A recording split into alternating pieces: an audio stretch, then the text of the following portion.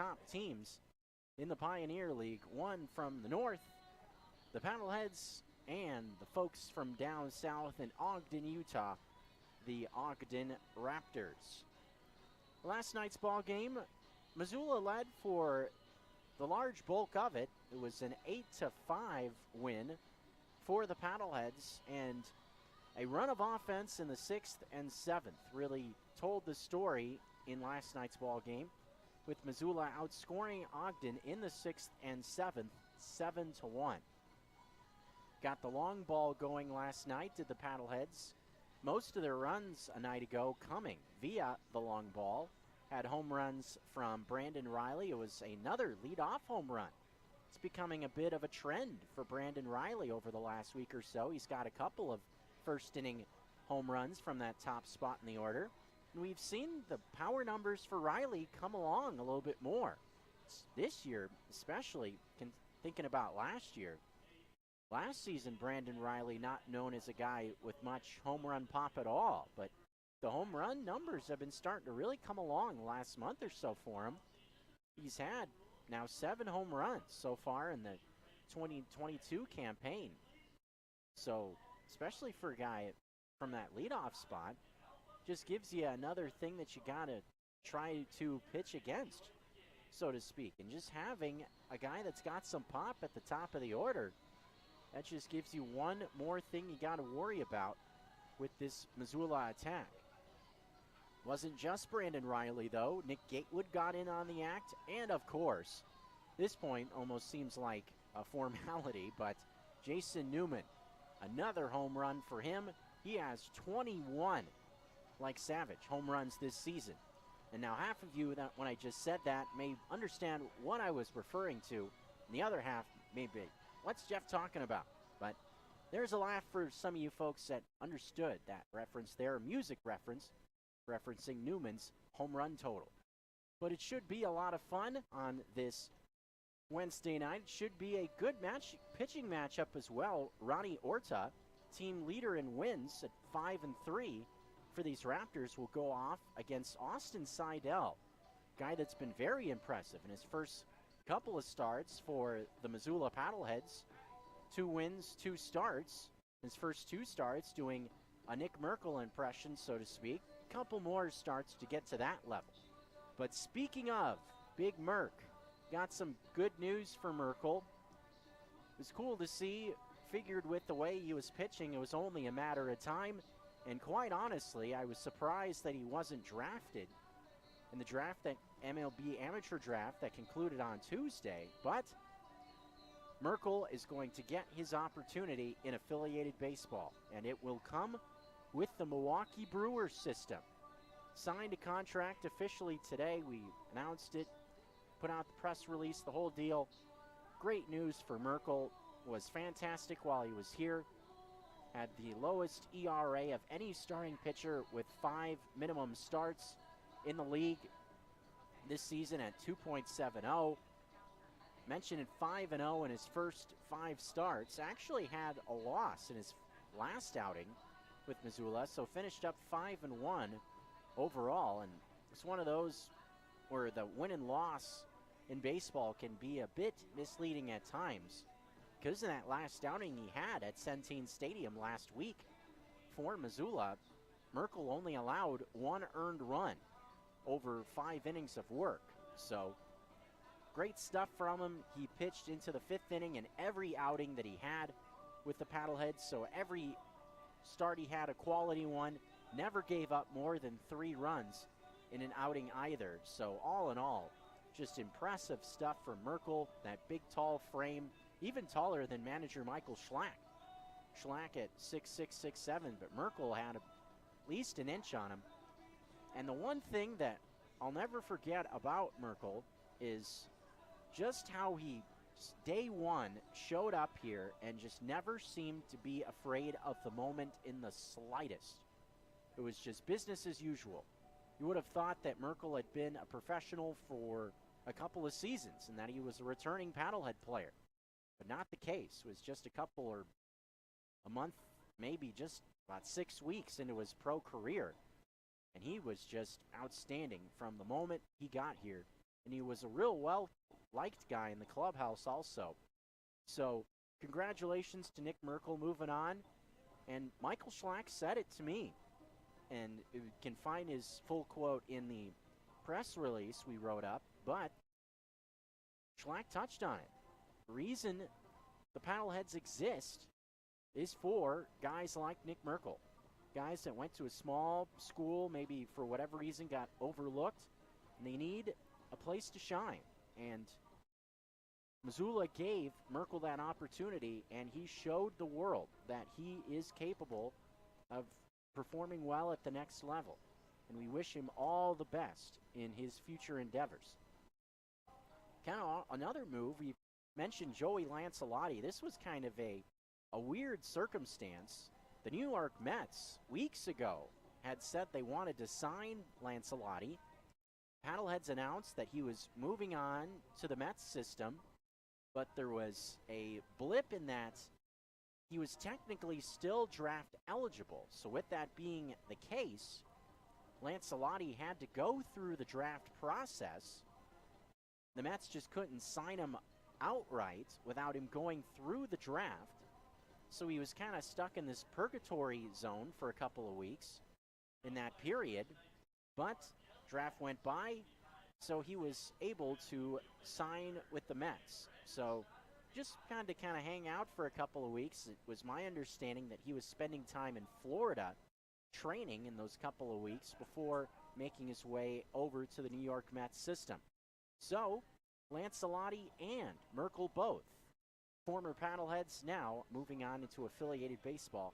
And it will be fun to watch and see how the two guys do. With pitchers especially, got a growing list of guys that have appeared in affiliated baseball, and as high as AAA this season. Currently in AA, Andrew Bash in the Toronto Blue Jays system, but also made a couple of starts this season with Buffalo in AAA.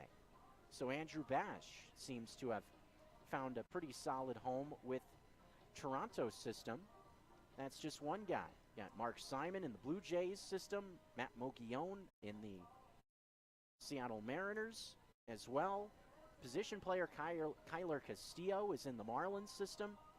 So a lot of former Paddleheads doing well in affiliated baseball, and that's why the Paddleheads are here. They want to give these guys an opportunity to show what they can do and move on to the next level. So you got to love guys having success. As for this ball game, Missoula and Ogden, Paddleheads looking to keep it rolling here in the second half. Ogden, after trailing for a large part of last night's game, I would think that they will look to set the tone early here tonight, maybe get Orta off to a good start, get into a better spot with their bullpen leading later in the game. And for Missoula, just more of the same. Keep rolling with the long ball and keep that three-headed monster going in the middle part of the order. They will have one guy missing as Lamar Sparks has the night off from that murderer's row 3-4-5. Just had the managers meeting, so let's go ahead and start to take a look at the starting lineups tonight as Sammy B gets ready to bring the Missoula Paddleheads onto the field for the top half of the first. We'll take a look at the Ogden order first. They're in their blue uniforms with red numbers on the front, white lettering on the front with white numbers and lettering on the back of those jerseys. The old Dodger blue look for the Raptors tonight. Pat Adams will lead things off. He was the DH last night. Tonight in left field, Josh Broughton not in the order tonight. Dakota Connor moves way up in the order, was 7-hole last night. Tonight hits second. He's the second baseman with Reese Alexiadis batting third. RBI in last night's game. He is in center field. Brian Dansereau will clean things up. He is in right field with Jesus Valdez batting fifth, the shortstop. Freddie Achikar, a solid night with the bat last night for Ogden. He had 3 hits. Achikar will bat sixth. He is the first baseman. Andrew Noviello will bat sixth. He is behind the plate tonight with Sonny Uliana, the DH. He is batting eighth. Brandon Boning, multi-hit game for the former Paddlehead as well last night. Boning, couple of hits, went 2 for 3. He will wind out the order At third base with Ronnie Orta, the right-hander, getting the ball for Missoula. Paddleheads are just about ready to get brought onto the field for the first inning. Missoula is in their white pennies tonight. I haven't seen the pinstripe uniforms too much over the last couple of weeks, but that is what Missoula is going with tonight. Brandon Reilly in those pinstripes will lead things off for Missoula tonight. Just about ready to get brought onto the field. He is the left fielder with McLean O'Connor batting second. Once again, he is the second baseman. Cam Thompson moves up in the order tonight with no Lamar Sparks out there, so Thompson bats third. He's at third base. Jason Newman back in his normal spot at first base with Nick Gatewood batting fifth. He is the designated hitter. Batting sixth will be Keaton Greenwald, and batting seventh, the change in the order for Lamar Sparks. We'll see Jared Akins slid into the order. He is in right with Nick Cece batting eighth. He is the catcher. And finally, winding out the order for Michael Schlack and the Paddleheads tonight will be Cameron Willman. He is the shortstop with the right-hander Texas native Austin Seidel getting the ball for the Missoula Paddleheads. Just about set for action here, Allegiance Field, Ogden Park, Ogden Raptors and Missoula Paddleheads. Battle of the best from the first half in the Pioneer League. And one thing I'd really look for as well from this ball game, saw a number of miscues defensively. 7 errors combined. I would expect to see a more clean ball game on both sides as both of these teams look to keep it rolling, or the Paddleheads look to keep it rolling, win their second game in as many nights, as the Raptors will look to even things up at a game apiece ahead of a Thirsty Thursday. Tomorrow night, we'll touch on some of the other fun activities happening at the ballpark over the weekend as this ball game rolls along. Austin Seidel just coming onto the field for the top half of the first inning. Both teams pouring out of the dugout for the national anthem, so we will step away for that. And then we'll bring you baseball on a Wednesday evening in Zootown. Paddleheads and Raptors coming up on ESPN Radio Missoula and GoPaddleheads.com. At Western Cider, it's all about great cider, good times, and community as the official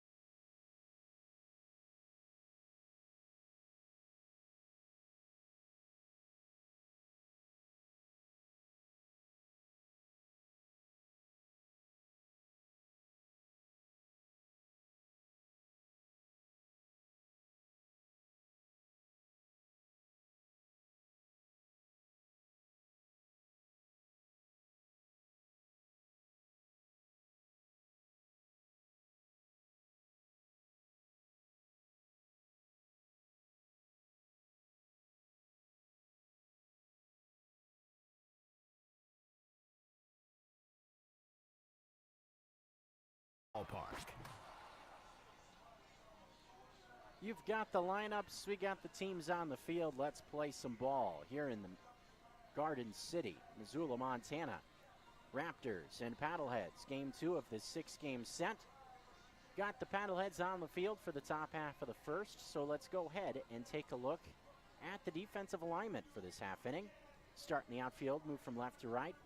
Brandon Reilly out in left field with Keaton Greenwald in center. Same 2 outfielders to start things off. The only change in the outfield tonight sees Akins in right field. And what a luxury that is to be able to give Lamar Sparks a night off. And then just slide Jared Akins in. Another extremely talented player all around. And really a guy that has a somewhat similar skill set that Sparks does. Rest of the defense, Cam Thompson and Cam Willman, the Cams on the left side of the infield, with McLean O'Connor second base, Jason Newman at first, Nick Cece behind the dish doing the catching for the right-hander Austin Seidel. Seidel making start number 3. New Brunsville, Texas native. First pitch of the ball game is a called strike, top part of the zone. We're underway at 7:17. Pat Adams leading things off. He was in the 2 spot in the order last night and was the DH. Tonight, getting a go defensively in left. Seidel not waiting around. The 0-1 pitch to Adams misses up and away. Quiet night offensively a night ago for Adams, taking an 0 for 4. Not something you see too much from Adams. Has been a very consistent offensive weapon, averaged well over 300. 1-1 pitch, this one way up high, makes the count 2-1. Off-speed pitch there from Seidel, it just got away. Not sure if it was curveball or a changeup, just kind of didn't do anything.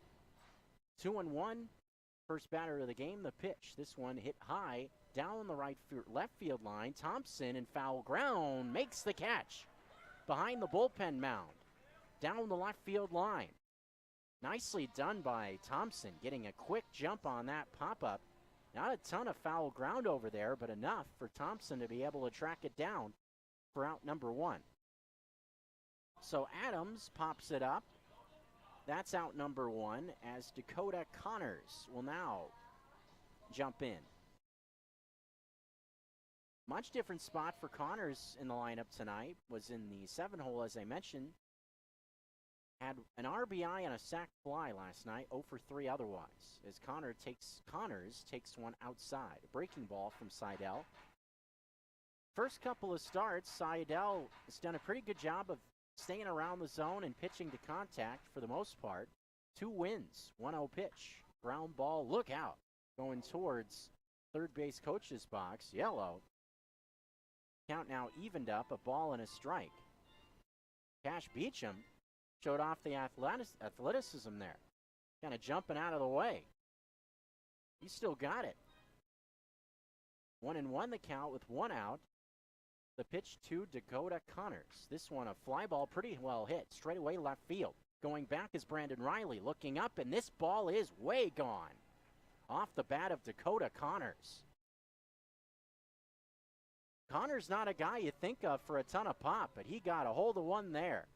Got what looked to be a changeup on the inside part of the plate, and he just hammered it to straightaway left. And that gives Ogden an early 1-0 advantage. Dakota Connors, RBI number 30 and his 4th home run of the year. So not a guy with a ton of pop, but ran into one there on the inside. And that gives Ogden the early advantage. Good start for the Raptors right out of bed here in the first inning. Here's Reese Alexiadis. Alexiadis squares the bunt, went after it, foul tipped it into the glove of Cece. Strike 1, 0-1. So Alexiadis trying to play a little small ball there. Guy you would think of for pop. 15 doubles along with 7 homers, trying to go for a drag bunt in that spot. 0-1 pitch, breaking ball, misses low and outside. Curveball low, evens up the count at 1 with 1 away. So Seidel trying to make that home run not be a huge burden here as the 1-1 pitch misses in. 2-1. Especially early in an outing, Don't want to let a swing like that get into the back of your head. Just kind of keep on rolling. The 2-1 to Alexiadis. Line drive up the middle. Greenwald backpedals a bit. He's got it for out number 2.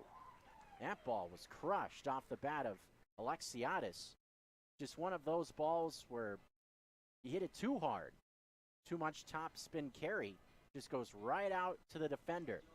Greenwald just had to take a couple of steps back and was able to corral it easily.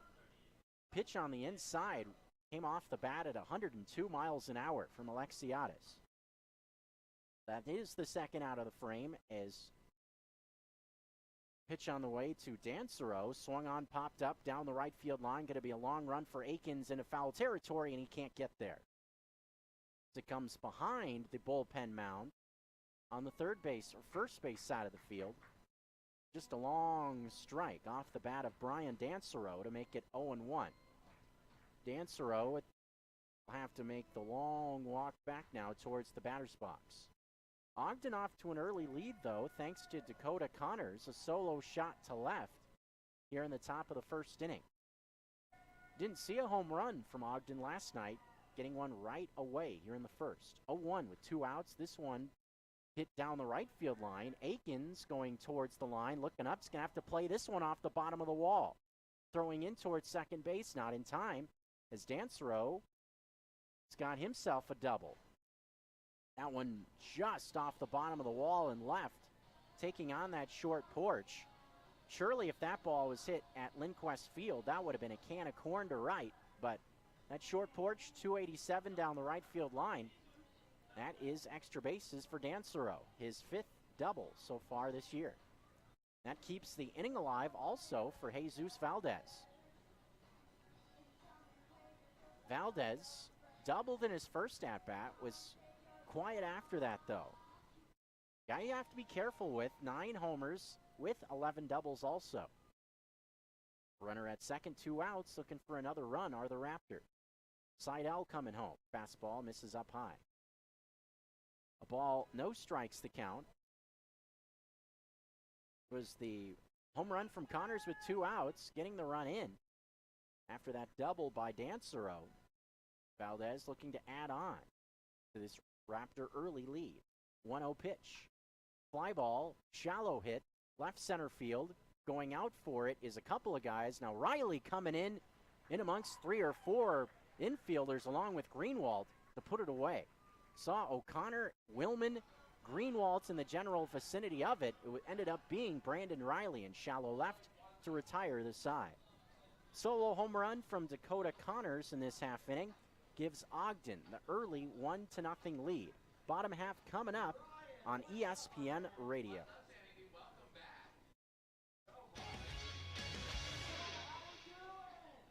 New to Missoula, your home improvement company offers full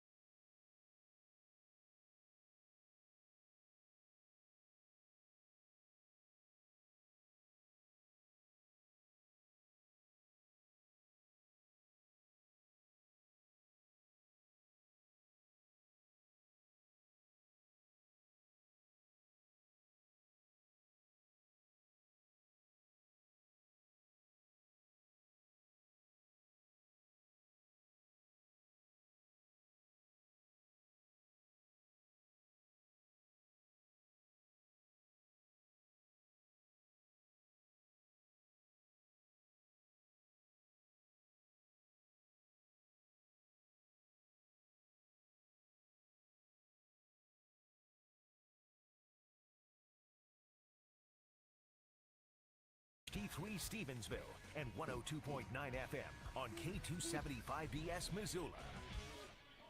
Hey, this is manager Michael Schlack, and you're listening to Missoula PaddleHeads Baseball on ESPN Missoula 102.9. Bottom of the first inning about to begin now with the Paddleheads trailing early, 1-0. It will be Brandon Reilly leading things off, followed by McLean O'Connor and Cam Thompson. Bottom of the first, this one lifted down the left field line, hooking into the corner, and it's a fair ball up against the wall in left field. That will see Brandon Reilly going to second base with a leadoff double. Just a little flip job down the line and left. Good swing of the bat by Reilly. Pitch on the outer half of the plate to the left-handed batting Reilly just went right with the location, flipped it down the line. So Reilly again, right out of bed. An extra base hit. It was a solo home run in the first last night. Tonight, a double. Get things started offensively. B-Rise, 10th double of the year, as here's McLean Dell O'Connor. RBI last night for Dell. He went 1 for 4.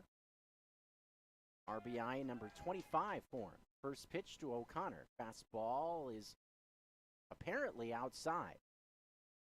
On the hill tonight for Ogden, right-hander in his rookie campaign, Ronnie Orta, guy that pitched in his college ball at Nova Southeastern University. It's located in Fort Lauderdale. 1-0 pitch, swing and a miss. So talk about a change there. Going and pitching around Florida, in the southeast, that region, to going out to the Rocky Mountains of Ogden, Utah, or the Wasatch Range, I should say. Great town, Ogden. One of my favorite road parks to go to, and the Paddleheads have traveled. A couple of years, 1-1 pitch is fouled off. Alluded to it last night, Missoula spent a lot of time in Ogden, had 2 6-game sets, just like this, a season ago. In the hotel in Ogden, where the team stays, right downtown, as is Lindquist Field. Actually could walk to the ballpark when you'd stay down there, so it's nice just to be able to walk around, have some freedom. Got downtown right there with some shopping, all that sort of thing. Orta, this is his 10th start. Guy that's going to mainly pound the zone, or at least that's what the numbers will tell you. Only 12 walks and 49 in a third. 58 hits allowed. 1-2 pitch, swing and a miss. O'Connor goes after a fastball on the outside part of the plate, and that is the first out of this half inning. So good way for Orta to bounce back after giving up the double to lead things off, as he records the first out of the frame, as Cam Thompson will now jump into the box. Another guy that went 1 for 4 last night, Cam Thompson. Early advantage 1-0 for the Raptors, but a runner on at second base and 1 out. Just walking out in front of me, it is National Hot Dog Day here at the Yard, as Thompson pokes one into right field. This one's going to get down in front of Dansereau, the right fielder. Here comes his throw to the plate with Reilly coming in. It's way to the right. That allows Reilly to score easily. Into second base on the throw is Cam Thompson, and the Paddleheads have knotted things up at a run apiece here in the bottom of the first inning. RBI number 35 for Killa Cam, and it's a 1-1 ball game with Jason Newman coming up. This will be interesting to see how the Raptors play this at-bat. You got Thompson on at second, first base open. Mentioned this when I was on with Colter Nuanez on Nuanez Now, that you can listen to every weekday from 4 to 6 here on ESPN Radio. And I was curious to see how pitchers would go up against Newman in the second half. First pitch, swing and a miss. Fastball towards the outer half, 0-1. In spots like this, when you got first base open, with the Pioneer League leader in home runs, 21 in the box, he's been so productive when teams start to pitch around him. First pitch looked like Orta was going right after him. The 0-1 on the way. Fastball again. This one misses in tight, evens up the count. Fastball velo has been pretty good in this inning from Orta. Around 90 to 92 miles an hour. It's been moving it well horizontally. Thompson on its second, one down in this half inning, single and a double. That's Missoula a run. Right out of the chute and answer. 1-1 pitch with one away is outside. Mentioned it, it is National Hot Dog Day today. So the Paddleheads decided to go all out. Made me think of it. I saw one of these specialty dogs go walking right by me in front of me. They got 3 of them. The one I saw was the Chili Mac dog. Homemade chili and mac and cheese on top of a hot dog. And they got the acid component too. You need a little acid with all that heavy, a little pickled jalapeno on there. Oh yeah. Oh yeah. 2-1 pitch with one out. Line drive, left field. This one gets down. Here comes Thompson. The throw to the plate is cut off. And it's an RBI single for the big fella, Jason Newman, to give Missoula the lead at 2-1. More RBIs for Newman, his third in the last 2 games. Give him 72 to lead the Pioneer League now. Missoula out in front with Nick Gatewood coming up. Let's take a look at the defense now for the Raptors, or at least start to. We'll start in the outfield. Pat Adams in left with Reese Alexiadis in center field. Dan Ciro in right. That's your outfield from left to right. First pitch to Gator on the way is an off-speed pitch called a strike. Change up there, got the call. Brandon Boning at third base. Jesus Valdez, the shortstop, on the left side of the infield. Dakota Connors at second base. Freddie Achikar is at first base as Gatewood swings and misses. Another off-speed pitch towards the bottom portion of the zone. 1-2 now the count. Andrew Noviello is behind the plate. Saw Uliana behind the plate last night. 0-2 pitch with one out. Another breaking ball, strike 3 on the outside corner. Curveball snuck right in there. Right at the knees on the outside. Good pitch there from Orta to record the second out. As Keaton Greenwald will now be into the box with 2 outs and Newman still on at first base. So both offenses get something going here in the first inning with Missoula grabbing the lead after Ogden had it briefly, thanks to Dakota Connors. Pitch on the way, Greenwald chases a changeup on the outside, 0-1. So far from Orta, we've seen a curveball, changeup, and a fastball. A couple different types of fastball. Nothing in 1, 2 away. 3 hits now for Missoula in the first. Pitch to Greenwald, 0-1. Swing and a miss. Was behind the fastball. 93 on the gun towards the outside, 0-2. Orta looking to strike out the side. Got O'Connor swinging. Gatewood looking. Now Greenwald's in an 0-2 count with 2 away. 2 runs in for the Paddleheads. An RBI hit for Thompson and Newman. 0-2. This one hit on right field. Hit pretty well. Going back is Danzoro. Looking up. It's off the base of the wall. Newman's rumbling around towards third. It's going to stop there. Throw into second base is not quite there in time. Danzoro, a good throw to the bag at second. Greenwald just able to slide in underneath the tag. That's a double off the right field wall. And it puts 2 runners on at second and third. 2-bagger number 14 on the year for Greenwald. Taking on that short porch and right. Ball traveled 331 feet. Couldn't quite get it over the top of that big tall wall and right. That will give Akins an opportunity with 2 runners on, trying to extend this 1-run advantage with 2 outs. First AB for Akins in this series. First pitch, swinging a ground ball right at home plate, foul. Great numbers in the first half for Akins. Played in over 30 games for Missoula. Average at .361 in that first half. 3 homers, 2 doubles, 16 driven in for the second-year paddlehead, Akins. Alluded to it, what a luxury to have a guy like Akins. 0-1 with 2 away. Swing and a miss. Pitch on the inside, 0-2. So we've seen him fill in numerous different spots into the outfield, and for Missoula to have 4 outfielders that are as good as they all are across the board, it's unmatched. Haven't seen any other team build as much talent at that outfield spot than the Paddleheads have. Because any one of their 4 starters would be able to find their way on any other roster in the Pioneer League. No question about it. 0-2 with 2 outs. Missoula leading 2-1. The pitch to Akins. Swing and a miss. Fastball challenge. And Akins is down for the 3rd out of the frame. Orta ends up striking out the side, but also gives up 2 runs on 4 hits. So Missoula leads 2-1 with the 2nd inning on the way.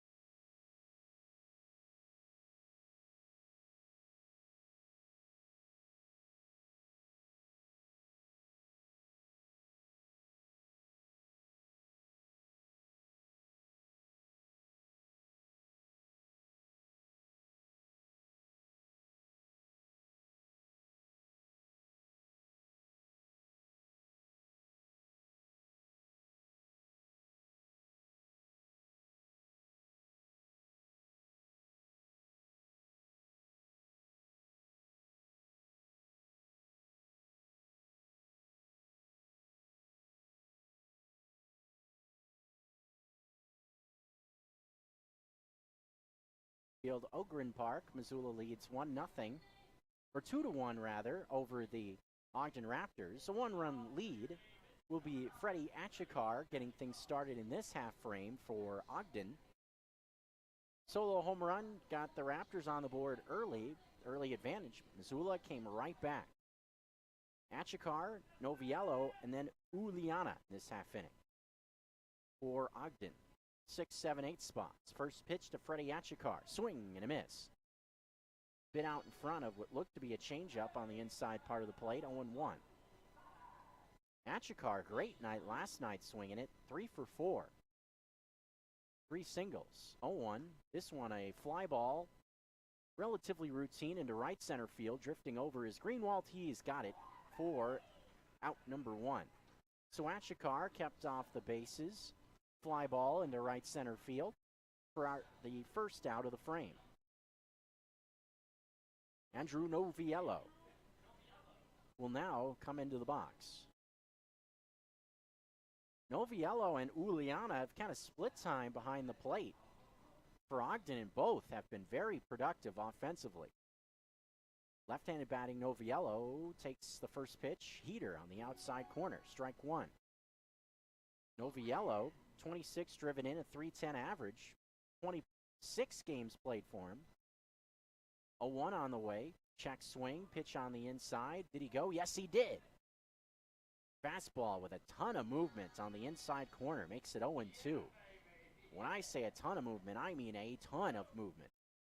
21 inches of induced vertical break. The 0-2 pitch.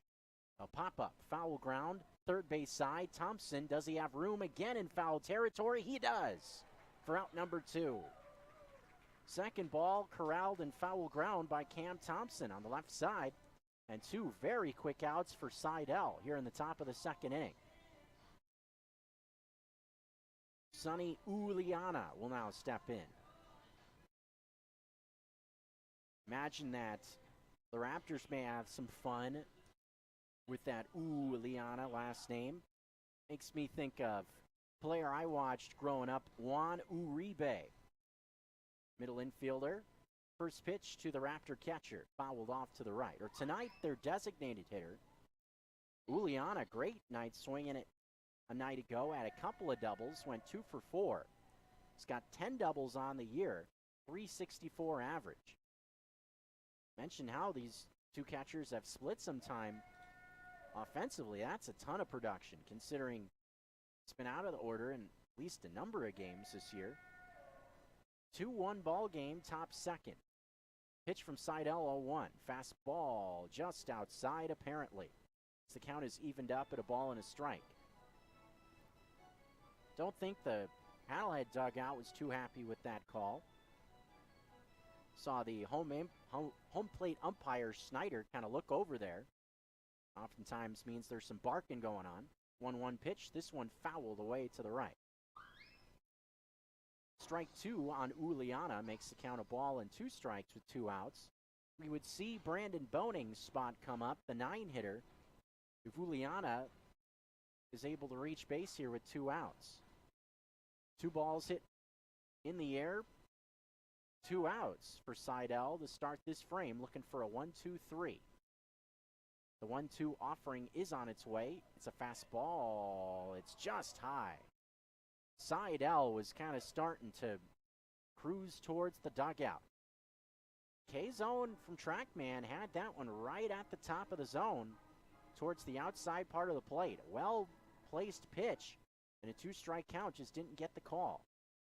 Uliana resting the bat on his shoulder, waiting. The 2-2 pitch is outside.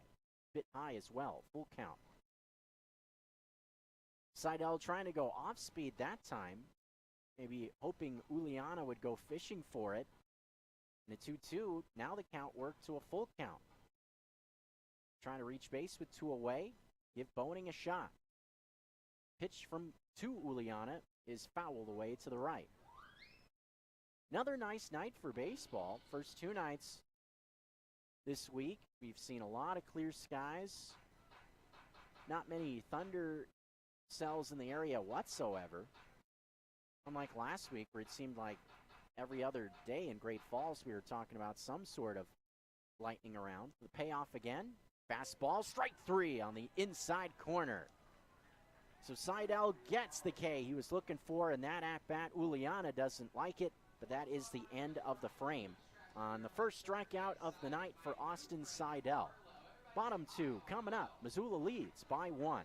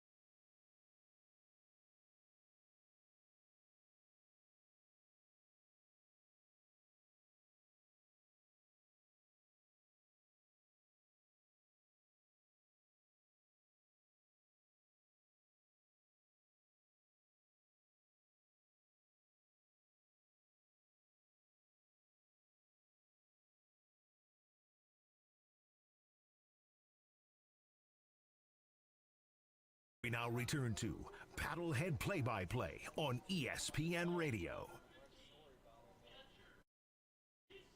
We're back here for the bottom half of the second inning. Will be Nick Cece getting things started for Missoula. Orta back to work with him trailing by 1. Nick Cece, a bouncing ball towards Dakota Connors at second base on the second hop. Flips over to Achikar for out number 1. So Cece retired on 1 pitch. That will see Cam Willman, the number 9 batter in the order, come into the box. It's been a slow start for Cece swinging the bat. Now 0 for 6 in the first 2 games of this series. Look to get things going after It's next time up to the plate for Willman. He had one hit last night, 1 for 4. Bit of an open stance from the right for Willman. Pitch from Orta. Fastball with some movement away from Willman makes the count 0-1. Nasty pitch there. Looks like a cutter. Went to the outside corner at 91. The 0-1 pitch. Ground ball slowly hit foul on the third base side. Boning going after it. Count now 0-2.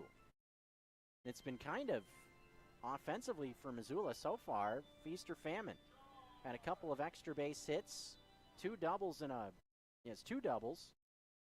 couple of singles.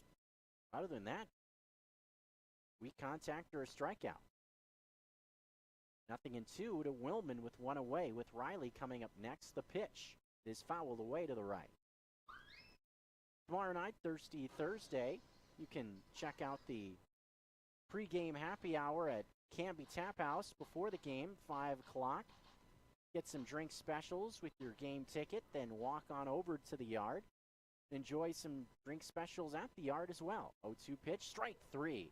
Fastball right on the outside corner at 93. Good pitch there to record the second out of the frame. That is strikeout number 4 for Orta. He looks for a quiet frame here. It was 1-2-3 from Seidel in the top half of the second. Orta looking for the same. Took both offenses some time to get going last night. Ogden led 2-1 after 5 last night. 6th and 7th was the two big innings with 7 runs coming home for Missoula. As Reilly bounces one, the first pitch he sees, gets a tough hop, but Connors handles it, throws to Achikar. That's it, that's all. Very quick inning here in the bottom half of the second. Second inning in general, very quick. 6 up, 6 down. We're headed to the third. 2-1 game, Missoula leads.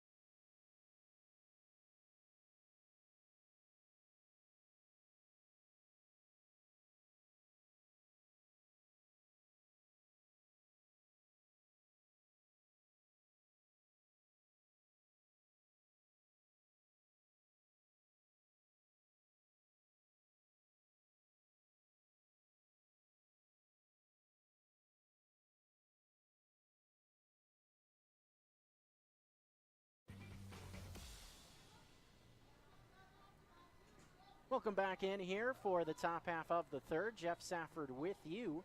Will be Brandon Boning leading things off for the Ogden Raptors, who trail 2-1.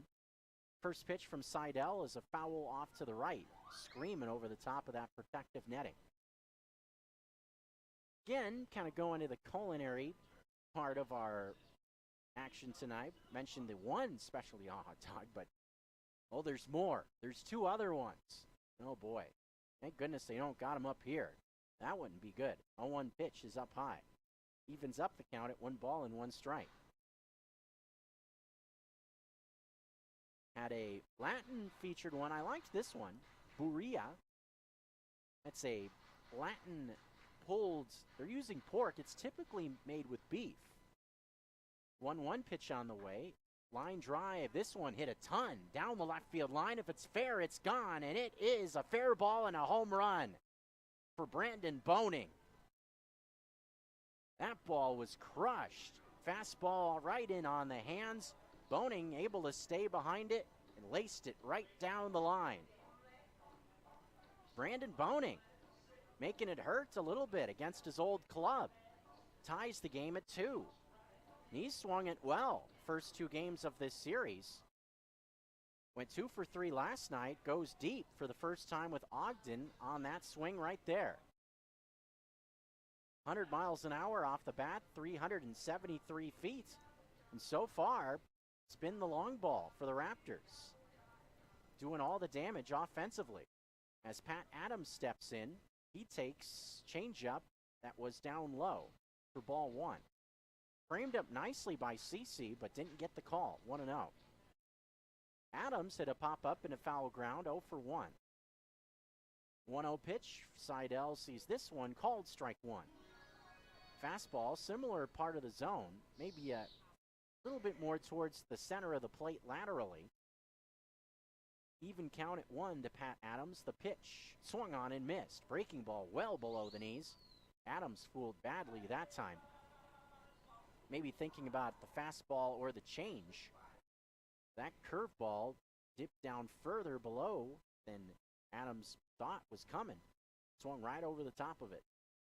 Ball 2 strikes, the count now. Seidel looking to bounce back. The pitch, this one fouled off to the left. Dakota Connors and Boning, the 2 home runs so far. Speaking of Connors, he waits on deck next in this half inning for Ogden. 2 guys you wouldn't necessarily think of for Pop also. 1-2 pitch fouled at the plate. 1-2 the count. But it's always interesting to see how a new player, or I should say, how a player does when they return to a ballpark. Things didn't work out. 1-2 pitch to Adams. This one fouled away. And for Boning, he's been swinging it pretty well. I can mention these couple of games he's been in Missoula. Sure, some added motivation there. Again, not released by Missoula. 1-2 pitch. This one ground ball to the right of the mound and into center field. So a base hit there for Pat Adams. He is now 1 for 2 on the night. That puts Seidel right back into the stretch in this spot after giving up the home run. And it will now be Dakota Connors coming into the box.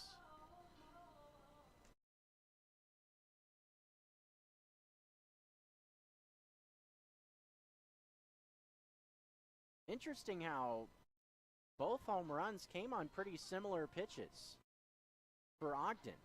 Connors and Boning both going after fastballs on the inside part of the plate. First pitch, a curveball to Connors, taken for strike 1.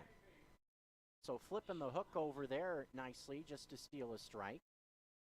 That's one thing that a curveball can give you so oftentimes. Just a change of pace on 1 pitch. Another curveball, this one laced off the glove of Thompson at third. Will try to flip it to first, and it's nowhere near in time. So that ball hit sharply. Another breaking ball from Seidel. That one caught more of the plate, and Connors was ready for it. I would imagine that will be an infield hit for Dakota Connors, as there are 2 runners on now with nobody out for Reese Alexiadis. And indeed, that will be an infield hit for Connors, who is 2 for 2 now. 5 hits for Ogden. That's 3 hits in a row also.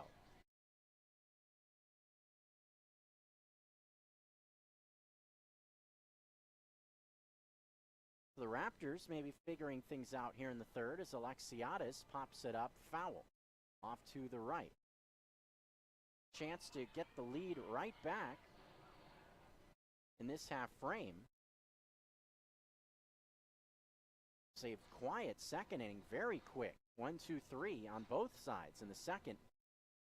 The first 3 batters reaching here in the third for Ogden. Brandon Boning tying things up. Pitch on the way, 0-1. Alexiadis hits a fly ball right field, drifting back towards the wall as Aikens in front of it is able to reach up and make the play. We're going to see the runner at second tag up Pat Adams and move to third. So runners on at the corners now. Alexiadis is 0 for 2 as Brian Dansereau will come into the box with runners on at the corners and just one out.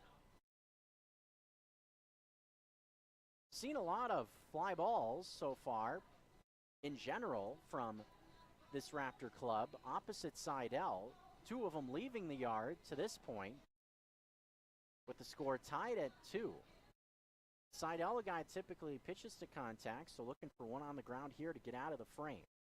Pitch to Dansereau did it go off his bat? Yes, it did. Fastball on the inside part of the plate inadvertently tips off the bat of Dansereau to make the count 0-1. Dansereau poked one down the right field line, took on that short porch, and got off the bottom of the wall for a double. Seidel ready for the 0-1 pitch, set up on the right side of the rubber. Here it is. Here's the ball hit towards the gap, right center field. Moving over as Aikens is able to reach up and make the catch for out number 2. This will be good enough to bring in a run, though, for Ogden, as coming in to score on the play is Pat Adams from third base. So Dansereau gets the job done, gets one into the outfield, a sacrifice fly, and Ogden leads again, 3-2. For Dansereau, that's his 8th RBI so far in an Ogden uniform, as Jesus Valdez will now get a shot with a man on at second and 2 down.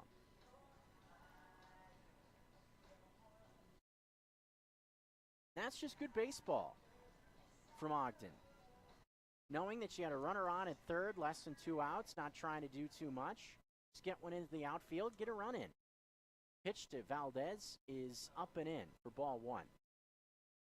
Those are the types of at-bats that will win you ball games. Not trying to play hero ball. Do your job, get the run in. 1-0 with 2 outs in what is now a 3-2 game. Pitch to Valdez, popped up, foul territory. This one drifts out of plate, right behind us. Thirsty Thursday tomorrow, mentioned it. Fireworks night, a lot going on at the ballpark on Friday. It sounds like it's going to be another big crowd on hand. Fireworks night, superhero night, also a cash giveaway for fans entering the stadium. 1-1 pitch with 2 outs is popped up. Right side, looks to be in fair ground. Jason Newman to the left of the bag, waiting, and he has it for out number 3. That ends the inning, but Ogden sees a solo home run hit off the bat of Brandon Boning to tie the game. Then a sac fly from Brian Dansereau gives Ogden their second lead of the night. Now a 3-2 game headed to the home half of the third.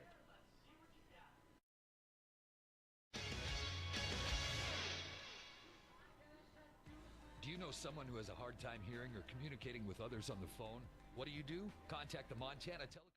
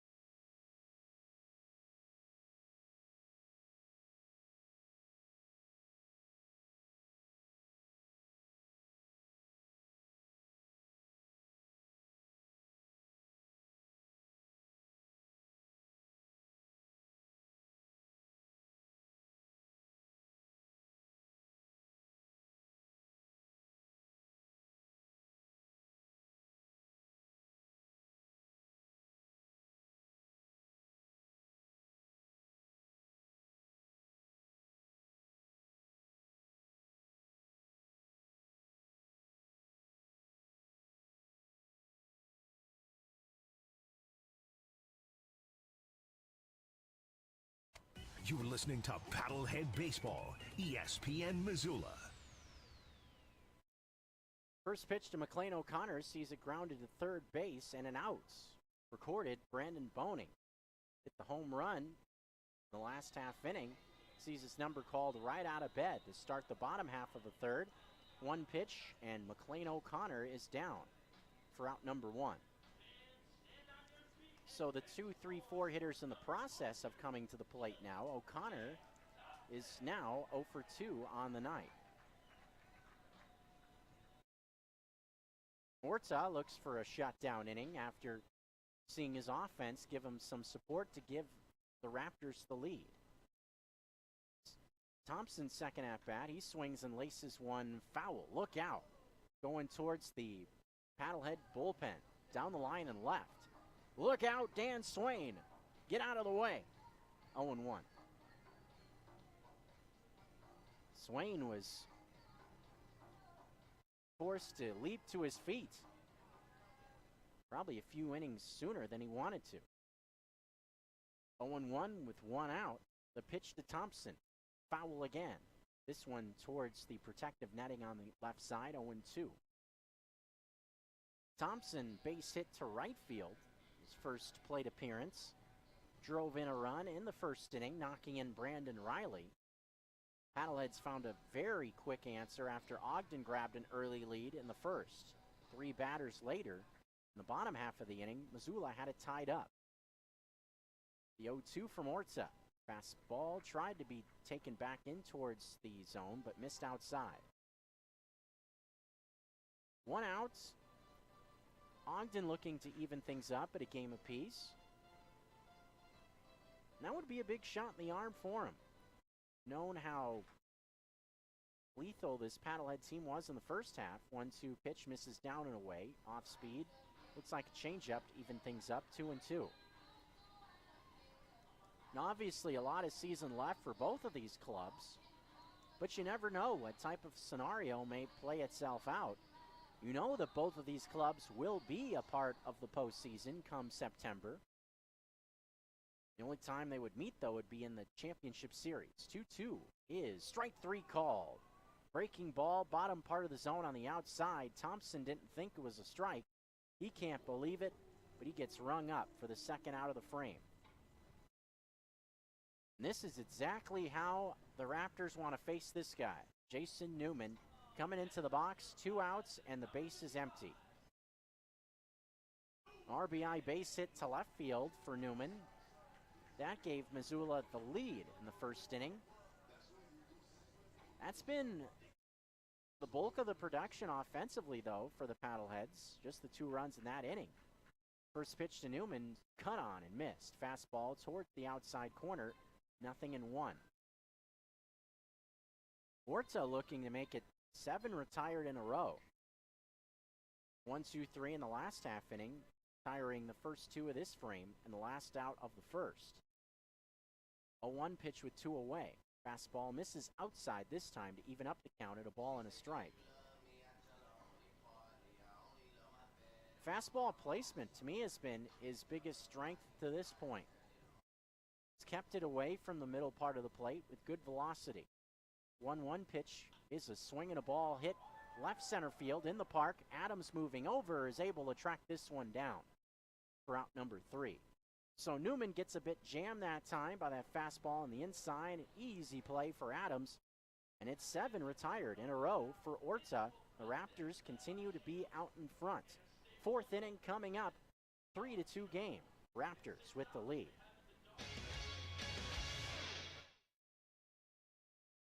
I am Jeff Laporte, an orthopedic surgeon and the medical director of the Missoula Bone and Joint Surgery Center. I'm here to welcome you to our new state-of-the-art facility in Missoula, Montana. Since we opened, the feedback from our patients has been very positive. Our goal was to build a facility that helps us provide the best surgical services by increasing access to patient care and also providing high-quality orthopedic surgical services. In addition to the usual outpatient procedures we have done for years, we can also offer joint replacement surgery and spine surgery with the option of an overnight stay. Research shows that patients' outcomes are better if they return home soon after surgery. Our board-certified orthopedic surgeons, anesthesiologists, and support personnel are committed to providing the highest quality of care at our new state-of-the-art facility at Missoula Bone and Joint Surgery Center. Missoula Bone and Joint. Quality care from people who care.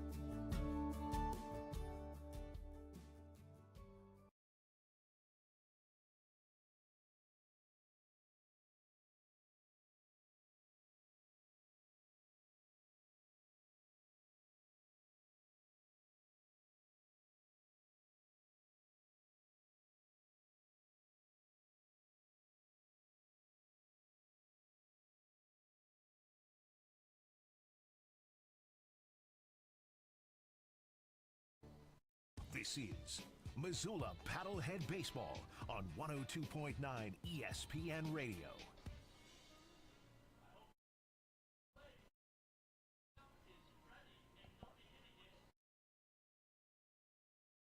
Top of the fourth, getting ready to start with Freddie Achikar coming into the box with a little bit of help from Michael Bolton, I do believe. Why not? Got to give him some mock walkouts. Freddie Achikar flew out in his first at-bat. First pitch to Achikar, swung on, popped up, shallow left field. Going out for it is Willman, the shortstop, still backpedaling, makes the backhanded catch in shallow left for out number one. One of those balls would have been probably easier for Reilly to come in, but Willman had it all the way. We've seen players struggle with the shadows on the left side of the infield going back to last night. So if you got a beat on it, if you're Willman, just go track it down. Did so there for out number one. Achikar now 0 for 2 as Andrew Noviello will step in. Left-handed batter, first pitch, curveball, strike one, right out over the plate. Seidel sneaking that one in early in the count. We'll see if he sticks with that or starts to use it more late. 0-1 pitch, fastball, fly ball, right center field. Drifting over a bit is Greenwald and back, and he puts it away. That ball had a fair amount of carry to it in right center. Noviello out number two. That ball just kind of kept on going back in center field. There is a bit of wind going out towards center, so that one maybe got helped out a bit. Ball traveled 378 feet. Greenwald's almost onto the warning track. But at the end of the day, just an F8, and Noviello is 0 for 2. As Sonny Uliana will jump in. Strikeout looking for Uliana, his first time into the box. Very two quick outs as Seidel delivers down and in. 1-0 the count. Just 5 pitches thrown to get those 2 outs for Seidel. The 1-0 pitch to Uliana is in on the hands for ball 2. Interesting how both pitchers seem to be using similar strategies, just pitching to contact. Seidel has just been a fly ball machine to this point. 2-0 is a fastball, catches the corner for strike one. Now there is a caveat to that. 2 fly balls from Ogden have left the yard. Big part of the reason why they lead 3-2. 2-1 pitch is way outside. 3-ball, 1 strike count. You can tell that ball left the fingertip of Seidel, breaking ball, but that was going to be out of the zone. Didn't have the right grip. Release point, something was off. 3-1 pitch, fastball, catches the outside. Good pitch there. Makes the count full. Top of the fourth, fans hoping for a strikeout. Big Creek Coffee Company, the jitter inning. Free cup of coffee. On the line here, potentially. The payoff pitch from Seidel. Swinging a ground ball, routiner to Willman at short. He'll throw on to first. That's it for this half inning. 3 up, 3 down for Seidel here in the top of the fourth. Keeps this a 1-run deficit. Bottom 4 coming up. 3-2 ball game on ESPN Radio. Dirt Outlaw.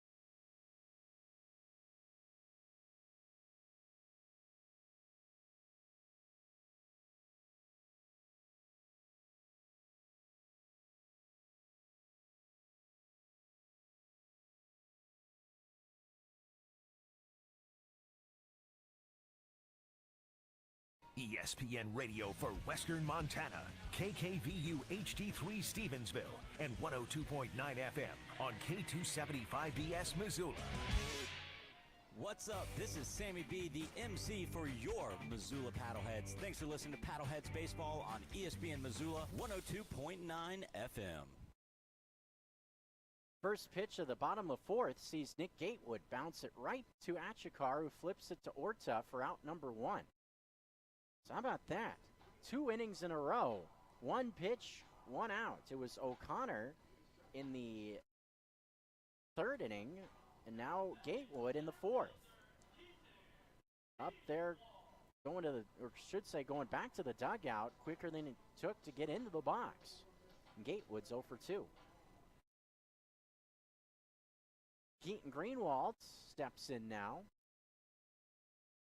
First pitch on the way, fastball misses the outside, 1-0. That is 8 retired in a row for Orta.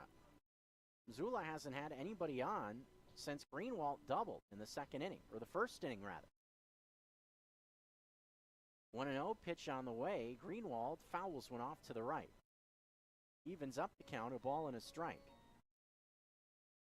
Good amount of fans checking out the hot dog specials. Who knows? Maybe they'll roll it back. One of the specials. We'll have to stay tuned for that. We missed the hot dog, and who knows? If you're hanging around the yard, want to get a hot dog, come on down. 1-1 pitch on the way. This one a fly ball, right center field. Moving in to right center is Alexiadis, and it's Alexiadis making the catch for out number 1. That one had a fair amount of carry to it towards the gap in right center. And it's good that Alexiadis had a beat on it because Danzero lost his footing in right center field. But still out. 2nd out of the frame. As Orta looks to just keep on cruising along. As Aikens steps in with 2 outs and the base is empty. Last time Missoula threatened was with Aikens in the box in the 1st inning, 2 runners on in scoring position. 3-2 game, Raptors lead it. Change up on the first pitch sees Aikens swing way out in front of it. A couple of other pretty tight games going in the Pioneer involving Northern Division clubs. 5th inning in Billings, Great Falls the lead 4-3 over the Mustangs. A 1 pitch is a called strike on the outside, makes the count 0-2 quickly on Aikens. Then the other game in the north, Range Riders and Chuckers in action at Melaleuca Field. Range Riders lead 4-1 over Idaho Falls. It was the Chuckers hammering Glacier last night, 17-9. Billings beat Great Falls last night. 0-2 pitch, fastball. Where did it miss? Ball 1.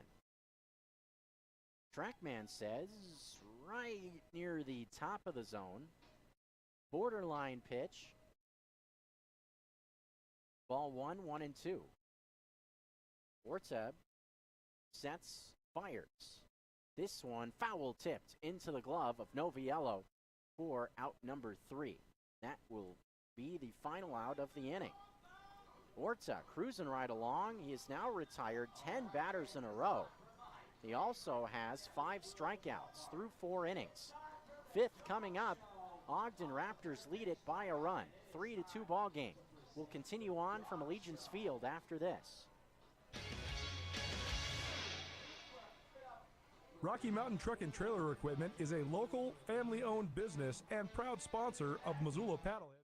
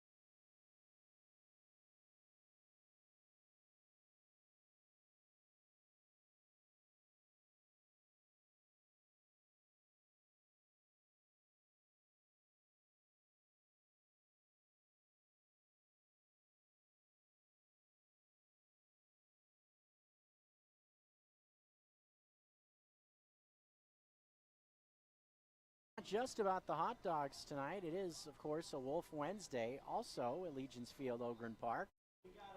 Right now it's a dog fashion show of sorts. It's always one of my favorites when they bring the dogs up on the paddlehead dugout and they walk them across like a red carpet sort of thing.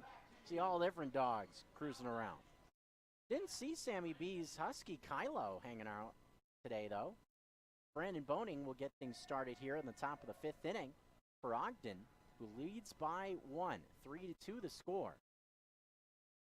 Boning that helped give Ogden the lead in the 3rd. First pitch to Brandon Boning is down and away. Fastball missing, 1-0.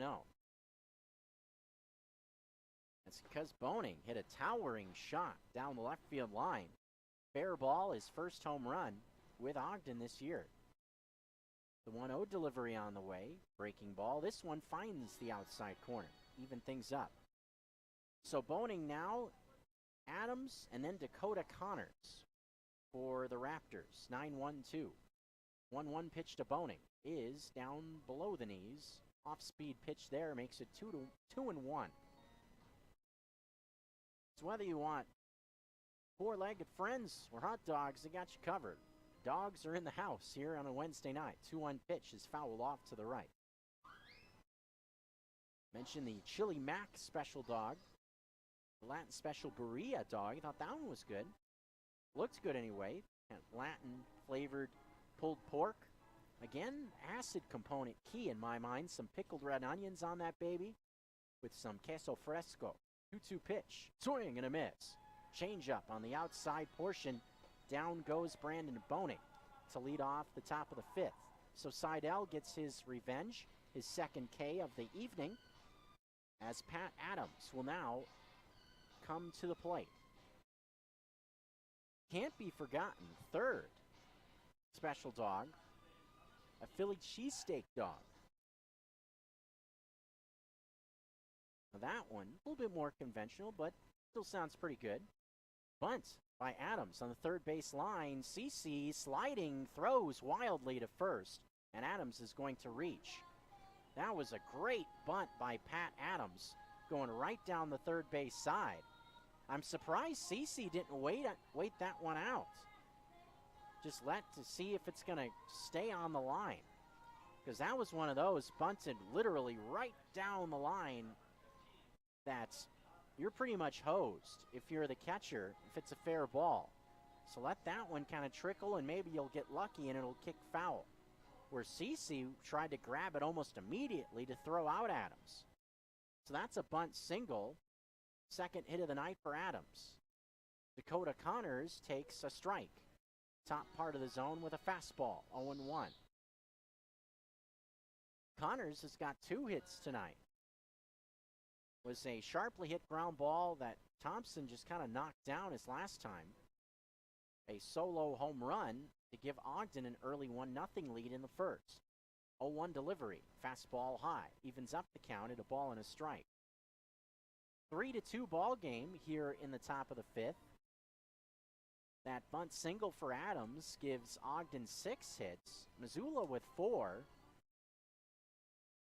Haven't had much of anything going offensively since the 1st inning.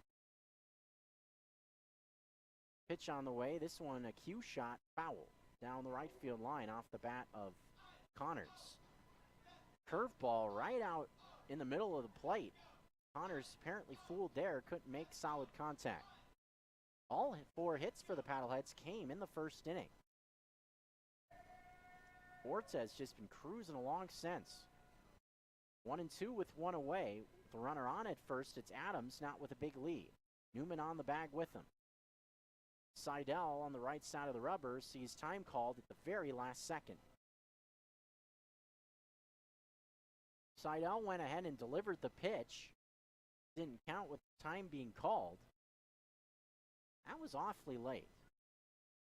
Could have been one of those where Seidel didn't see it, or time had been called well before he went into the windup. 1-2. Seidel ready, setting at the belt. The pitch to Connors. Runner takes off, swing and a miss. Throw down to second base is not in time. CC almost able to get that throw down just to the right. Good offer for good attempt by O'Connor trying to get the tag down on the way by from Adams. Almost saw strike him out, throw him out in that spot.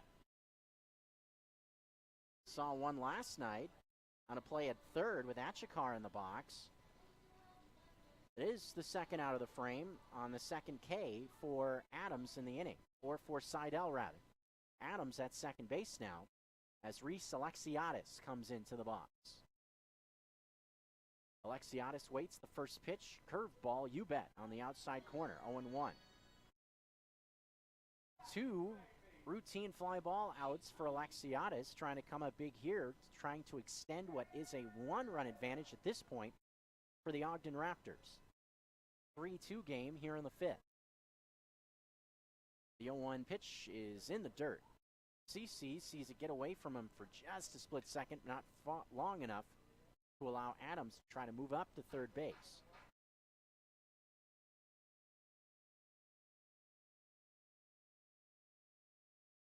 Even counted a ball and a strike to Alexiadis. Is a good RBI candidate. 49 on the year, which leads the team. 1-1 with 2 away. Seidel comes set just above the belt. Peeks at Adams. The pitch is way up and in. Fastball missing there. The count is 2 balls and 1 strike with 2 outs in the top of the fifth inning. Last 2 nights haven't been much more perfect you can get for baseball. Can't have much better weather than what we've had. 2-1 with 2 away. Another breaking ball. This one misses. And apparently, I thought that was ball 3. And yes, it was. You saw Alexiadis starting to go towards first. And that was not ball 4. I was starting to question myself, thinking, did I miss something there? When he started to stride towards first base. And indeed it was ball 3. So I wasn't losing my mind completely. At least not yet. Still got 40-plus games to go, so it might happen. You never know. 3-1 with 2 outs. Seidel peeking at second. Will Adams go? He does not here. Curveball strike on the inside corner. Alexiadis now in a 3-2 count. If Alexiadis reaches, we'd see Brian Dansereau get a shot with a runner in scoring position. Seidel shaking off a couple of calls from CC. Now he gets what he wants. A peek at second base. A pause. And a 3-2 pitch. Foul straight back. Fastball challenge towards the outside part of the plate. Alexiadis able to stay on that one. Add some elevation to it. 3-ball, 2-strike count. The weather this week's supposed to stay pretty warm, so Saturday surely will be probably a nice day to float to the ballpark. Part of the promotion on Saturday, all you need is a ticket to the game. Paddleheads will ship you up the Clark Fork and float down to the ballpark, then watch some baseball. 3-2 is in tight for ball 4 to Alexiadis.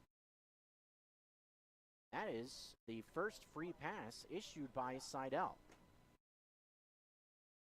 Looking at the book, yes, that's the first free pass issued in the game in general from either side. Here with 2 outs in the top of the 5th inning, as Orta has not walked anybody. That was the first walk issued by Seidel. Haven't seen any hit batsman either. As Brian Dansereau will now bat with 2 runners on with 2 outs.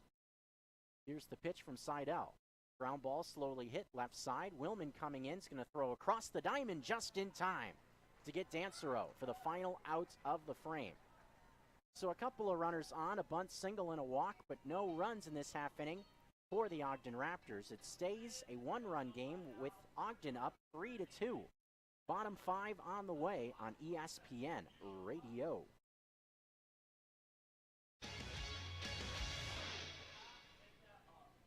There is a reason customers go back again and again to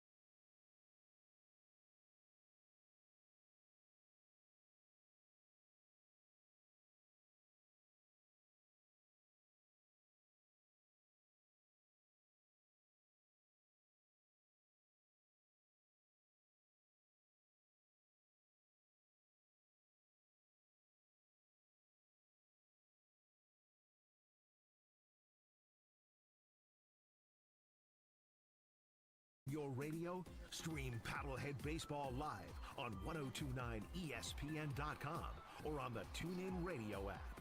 Now, back to the ballpark. Paddleheads offense looking to get going here in the bottom half of the fifth. It's been the Ronnie Orta show to this point. 3-2 lead for the Raptors. First pitch, Nick Cece laces one down the left field line. It's a fair ball that will roll all the way to the wall. Cece will easily stride into second base, standing up with a two-bagger to start things off here in the fifth. Just like that, Missoula the tying run in scoring position with nobody out. Double number 4 on the year for Cece. This is the first base runner for Missoula since the first inning. That ends a 10-batter in a row retired streak for Orta on the hill. Offense for Missoula was a bit slow getting going last night as well, finding its stride in the 6th and 7th. Maybe something like that coming here, with Willman coming into the box. Corner infielders playing in. First pitch to Willman is a fastball on the outside. Good pitch there from Orta to make it 0-1. Fastball with some run away right on the corner. 92 on the gun. We've seen low to mid-9s from the right-hander through the night so far. Otteson, starter last night, also had some good stuffs. I've been pretty impressed with both starters from Ogden to this point. 0-1 pitch is way outside, evens up the count at a ball and a strike to Willman. Willman, guy that's seen his baseball journey take him all over the place. Grew up about, I'd say 4 or 5 hours from where I grew up, Central California in Bakersfield. 1-1 pitch, check swing, and a no swing, and a pitch down low, a changeup, makes the count 2-1. One of my favorite places, I've kind of old school joints, happens to be in Bakersfield. Haven't spent much time there. There's an old joint, kind of a steakhouse place called Casey's. Great place. 2-1 pitch to Willman, swing and a miss. Kind of one of those old school joints with the leather booths, that sort of thing. Steaks, stuffed ribeye or stuffed pork chops, all that sort of stuff. Oh yeah. Find a lot of spots like that here in Montana. Old school comfort food. Gotta love it. 2-2 to Willman is way up high, makes the count 3 balls and 2 strikes. Boning and Achikar now playing more at normal positioning. Must have been thinking drag bunt from Willman. Saw him pull that last night, a bunt on the left side, so thinking about that in this sequence now were the Raptors. But obviously now with it being a 2-strike count, not thinking about it. We'll see if Cece takes off. I would doubt it. And Orta is, for good measure, going to step off and spin to try to send Cece back to the bag. Nobody really standing around the bag. Connors is the closest to it, to the right of second. Here's the payoff. Willman swings and pops it up. Shallow right center field. Who's it going to be? Looks like Alexiadis. It will be Alexiadis making the catch for the first out of the frame. So that's a big first out with the runner on in scoring position. Not able to move the runner up is Willman in that spot, as Brandon Reilly will now come into the box. Willman now 0 for 2, as Brandon Reilly steps in 1 for 2. 5 hits for Missoula, 6 for Ogden. They've had more hits peppered in through the course of the action, where Missoula had 4 hits in the first. First hit since coming to lead off the frame by Cece, who stands at second base. Pitch from Orta to Reilly, swinging and a miss. Fastball in the inside portion. Reilly was behind it. 0-1. Tough pitch to handle. Seemed like it just had a V-line for that bottom inside corner. 0-1. Reilly hit a bouncing ball to Connors, his last at-bat in the second inning. The 0-1 pitch with 1 away is to the backstop. This allows Cece to move up to third. So again, trying to bust Reilly in with a fastball on the inside. Well executed the first time, but Orta misses badly there. Willman unable to get the runner over in his at-bat, but Orta does the work for the Paddleheads there. As there's now a runner at third, less than 2 outs. Missoula trying to tie this game up. 3-2 is the score now. Good guy in the box to try to bring him in also with Reilly. 1-1 pitch on the way is a ground ball foul on the first base side. 1-2 now, the count to Reilly.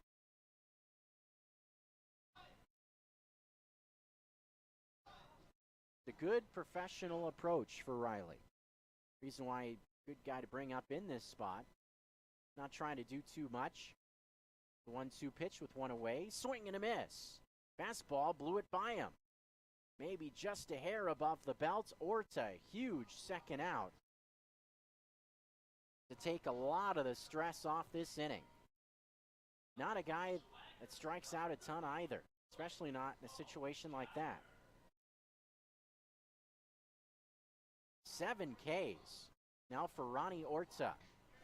Trying to keep the Raptors out in front. Will still have to go through McLean O'Connor here in the bottom of the 5th inning.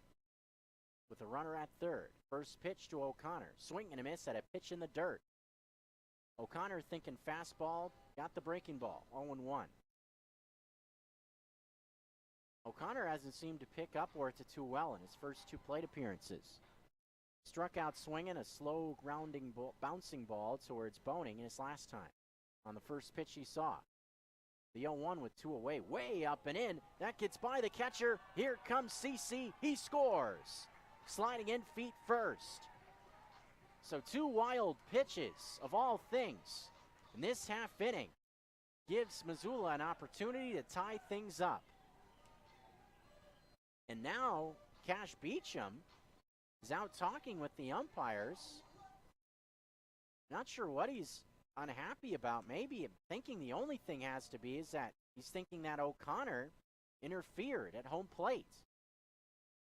Catcher's interference didn't allow Noviello a chance to get to the ball when it got by him.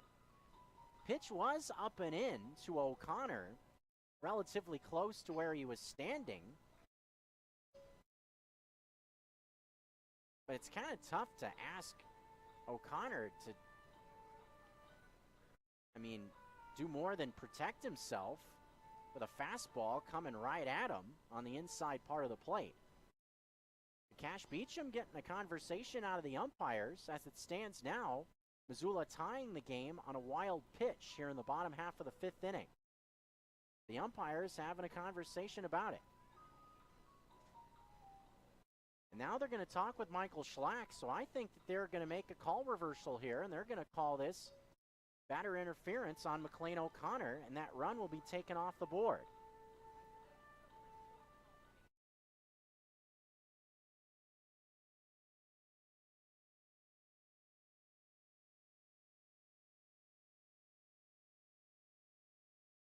So, umpires talking with Schlack about the situation. To give the umpires credit for coming together, trying to get the call right at home plate. But again, a little controversy here in the bottom of the 5th. Pitch was way up and in with the runner on at third base.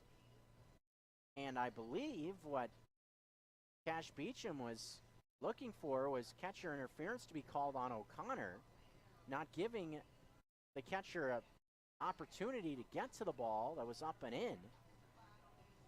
With O'Connor in the box. But now Schlack having a conversation with the umpires. Both managers having some conversations. And I think what the call will be is that this call will eventually go against Missoula. We haven't seen the final show here.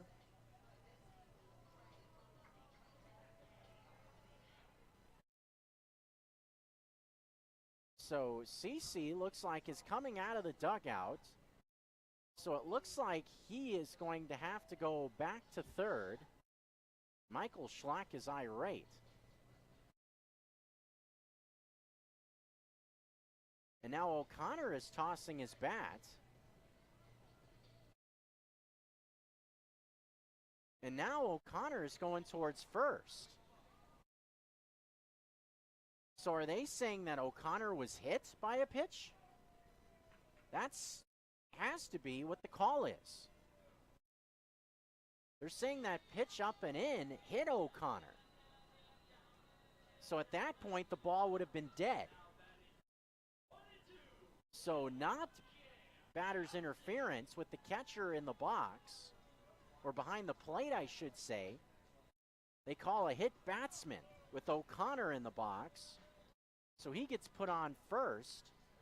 And with the pitch hitting O'Connor was a dead ball, so CC isn't allowed to go from third to home. I didn't see it that way. I didn't see the ball hit O'Connor. But that's the call on the field. Wow. As Cam Thompson comes in with runners on at the corners, he grounds one past Achikar for a single. And the Paddleheads tie it up. O'Connor will stop at third base on the single from Cam Thompson. Second RBI on the night for Killa Cam. And as they say in basketball, ball don't lie. Tie game here in the bottom of the fifth. Ends up all working out anyway. As Jason Newman will now get a shot with runners on at the corners. And what a big sequence here for Ogden. Game tied at 3. But the all-everything leader in the Pioneer League, Jason Newman, coming into the box. Already has an RBI tonight with a single. Chance for more here with runners on at the corners. 1 for 2 is Newman. First pitch to Newman. Fastball low and away for ball 1. So the Paddleheads on the board for the first time since the fifth inning, or the first inning rather. We're in the fifth with 2 outs. Good speed on the bases at first and third. With Thompson at first, O'Connor at third, the 1-0 to Newman. Slow rolling ground ball foul on the third base side. Evens the count at 1. Newman the RBI single, his 72nd RBI this year. The Pioneer League home run record, of course, in danger with Newman, 21 homers, just 5 off the record of Zach Allman from last season. That RBI mark from Matt Feinstein may also be in trouble. 119 ribbies for Feinstein was a new league record last year. 1-1 pitch with 2 outs. This one foul. Fastball. Newman trying to go with the location of that pitch on the outside part of the plate. That's how Newman had the home run last night. Fastball away, went right with the location, took on right field for the home run. We've got a tie game, bottom 5, 3-3. It's been pretty tight all the way across. Pretty good action here at Allegiance Field. 1-2. The pitch to Jason Newman. Swing and a miss. Breaking ball, bottom part of the zone. Newman is fooled. Good pitch there for Morta to get out of the jam. Runners left on at the corners. Cam Thompson ties it, scoring McLean O'Connor on a base hit past Freddie Achikar into right field. We've got a tie game, 3-3, headed to the 6th inning.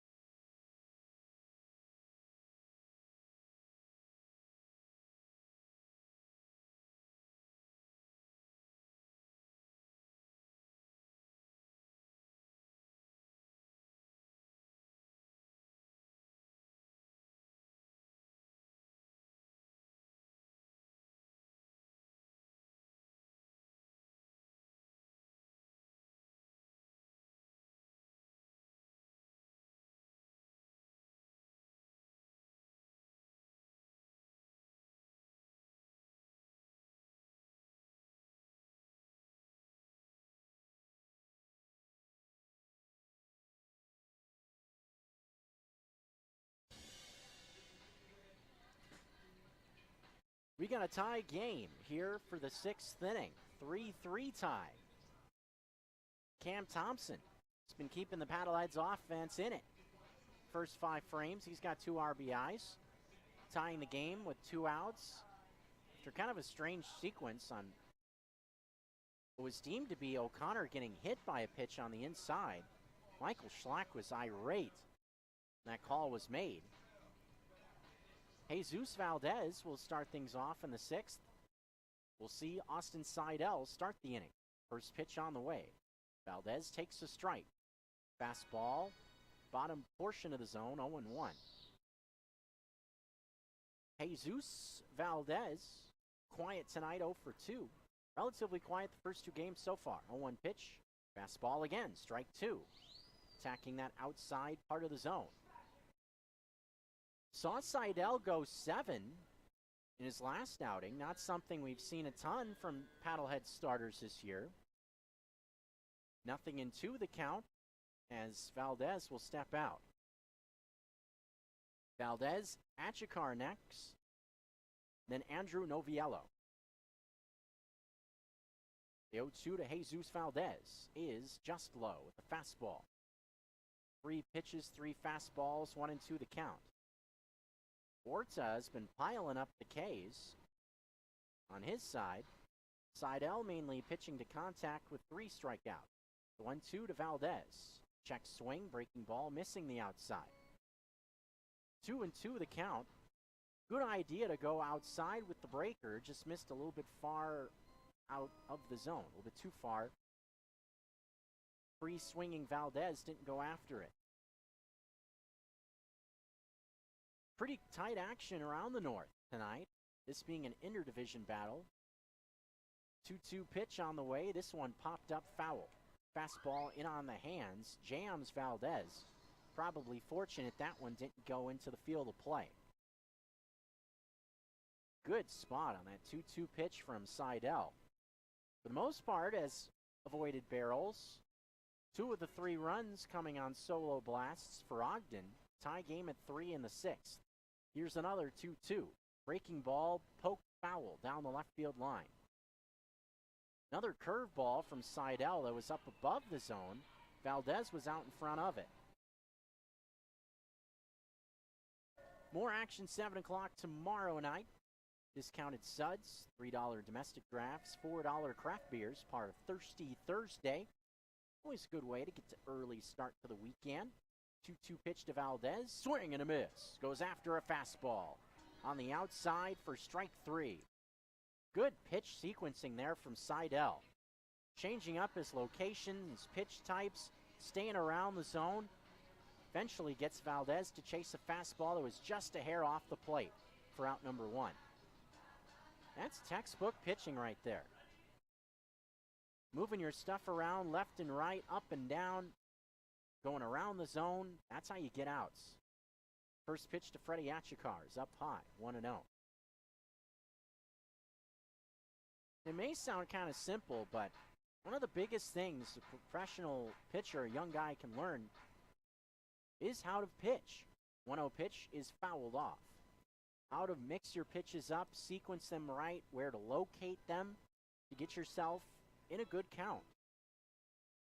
Oftentimes, that's half the battle, even at the big league level. That's where guys start to lose velo as they go later into their careers. That's how they can stick around. They know how to pitch. They know how to attack. As the 1-1 pitch to Achikar is flipped down the line and left, that is just foul. Just foul down the line. Looked to be extra bases for Achikar, but fortunately for Missoula, that one just landed in foul territory down the left field line. Achikar going the other way. In that sequence, it was a fastball low and in. Able to get the barrel on it, flipped it down the left field line.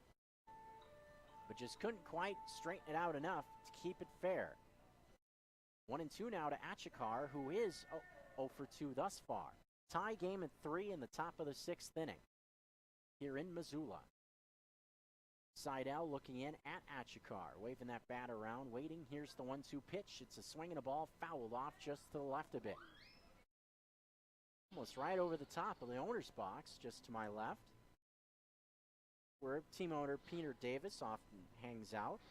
He's here well before the action for home games. Likes to hang out during batting practice. 1-2 pitch with one out. It is down low for ball 2. Fastball missing there, evening up the count.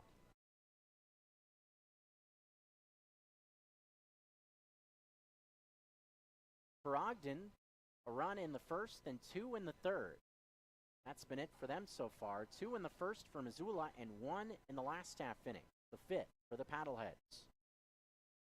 2-ball, 2-strike count to Freddie Achikar. The pitch from Seidel, swinging a pop-up, left side of the infield. Cam Thompson almost directly behind the bag, makes the play for the second out of the inning. Achikar hitless after going 3 for 4 last night. Thompson seemed to have to wait for that one for an eternity. Almost right behind the bag, just to the right of it, a hair, as Andrew Noviello will jump in, thanks with some help from Celine Dion. Why not? First pitch to Noviello is down low and inside.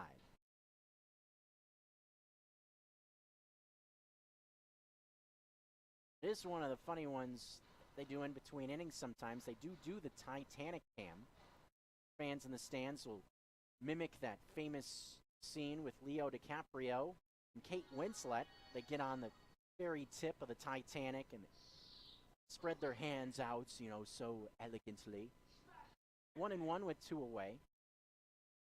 3-3 game. Pitch to Noviello is low and inside. Makes the count 2 balls and a strike.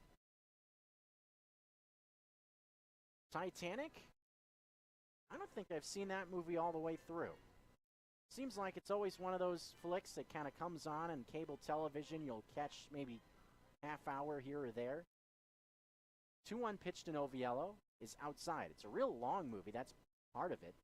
And it's kind of that romantic genre. Not really my jam too much, I don't think. Hopefully some baseball is your jam on this Wednesday night, though. Glad to have everyone along with us. Sonny Uliana would be next as Noviello reaches. 3-1 pitch is in the dirt. That is the second free pass issued by Seidel. Walks have been few and far between on both sides. 2 for Seidel, none on the other side for the Raptors. As Sonny Uliana will get a shot with a runner on at first and 2 outs in this tie contest. But the next 2 innings was where Missoula started to stretch it out last night. They'll look for more success in the peanut inning here tonight. Pitch to Uliana is just outside. Fastball missing there, 1-0. Action around the rest of the North. Seen road teams still continue to lead. Great Falls Voyagers in the 6th inning lead 7-3 over the Mustangs. Then over at Melaleuca Field, they're in the 4th. 1-0 pitch on the way to Uliana, misses in tight for ball 2. So all of a sudden, Seidel struggling to find some control here in the 6th.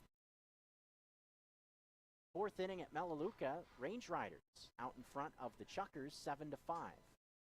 A lot of offense early on there. 2-0 pitch, swing and a miss. Makes it 2-1. Fastball up and towards the outside corner. Uliana may be going after ball 3 on that high fastball. It was a borderline pitch. Brandon Boning would get a shot next if Uliana gets himself aboard. 2-1 with 2 outs. Seidel coming to the plate.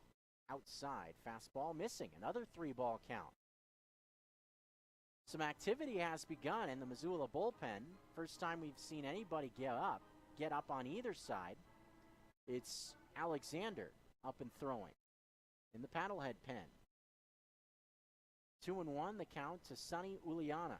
See if the runner takes off at first. He does not. Called strike on the outside corner. Fastball towards the outside. That makes the count full at 3 balls and 2 strikes. Didn't see Noviello take off on the previous pitch. It being 3-2, we will see him go now. With 2 outs, Seidel is ready. The payoff on the way. Fastball just high for ball 4. 2 consecutive walks will send Brandon Boning into the box. Michael Schlack is coming out. Not sure if this will be the end of the road for Seidel. Hasn't made a motion to the pen yet, has Schlack. As he walks to the mound, the whole infield is going to join this conversation.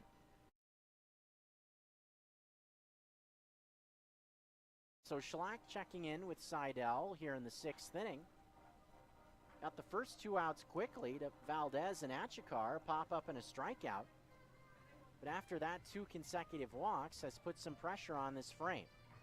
Schlack coming off the mound, so this will not be a pitching change here, with Alexander still warming in the bullpen down the left field line. Mentioned Thirsty Thursday tomorrow, fireworks on Friday night after the game. Also will be a cash giveaway and a superhero theme. Saturday, you can meet up here at the ballpark, take a shuttle up the Clark Fork and ride that raft down the Clark Fork, float to the ballpark night on Saturday night. All you need is a raft and a ticket to the game, and you can take advantage of that. So come on out, have some fun this weekend at a Paddleheads game. Get your tickets, go paddleheads.com. Brandon Boning steps in with 2 men on. First pitch from Seidel, popped up, foul. Fastball towards the middle of the plate, makes the count 0-1. Brandon Boning, part of a 2-run rally in the 3rd, a solo blast. Struck out swinging in his last plate appearance. Batting here with Noviello and Uliana, 2 Raptor catchers on the roster, on at 1st and 2nd. The 0-1 pitch, breaking ball, strike 2 on the outside corner. Fastball, curveball, both towards the outside. And he jumps ahead, does Seidel of Boning, 0-2, trying to keep this game tied at 3 here in the top of the 6th inning.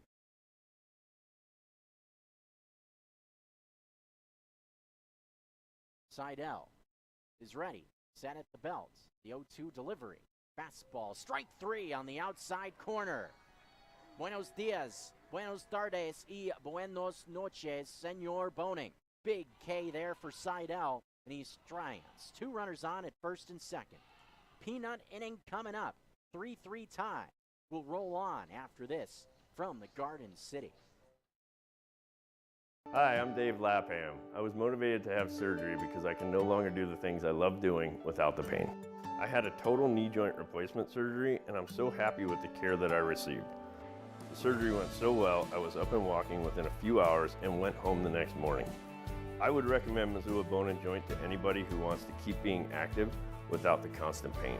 I loved having surgery at an outpatient setting so I could recover at home, and I can't wait to get back to my outdoor activities.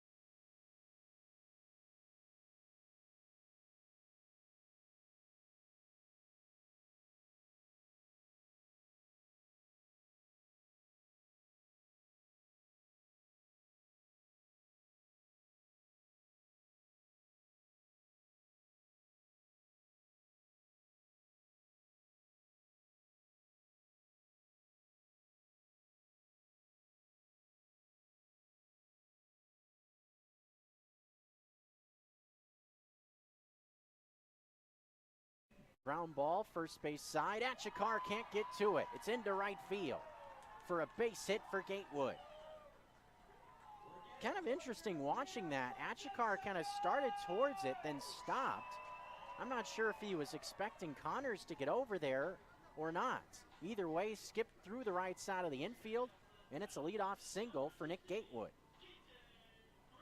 Always a good way to start off a frame, a leadoff base runner. Gatewood now 1 for 3, as Keaton Greenwald will now bat with the runner on at first. Double for Greenwald in the first. He flew out to Alexiadis his next time. First pitch on the way is up high, ball 1.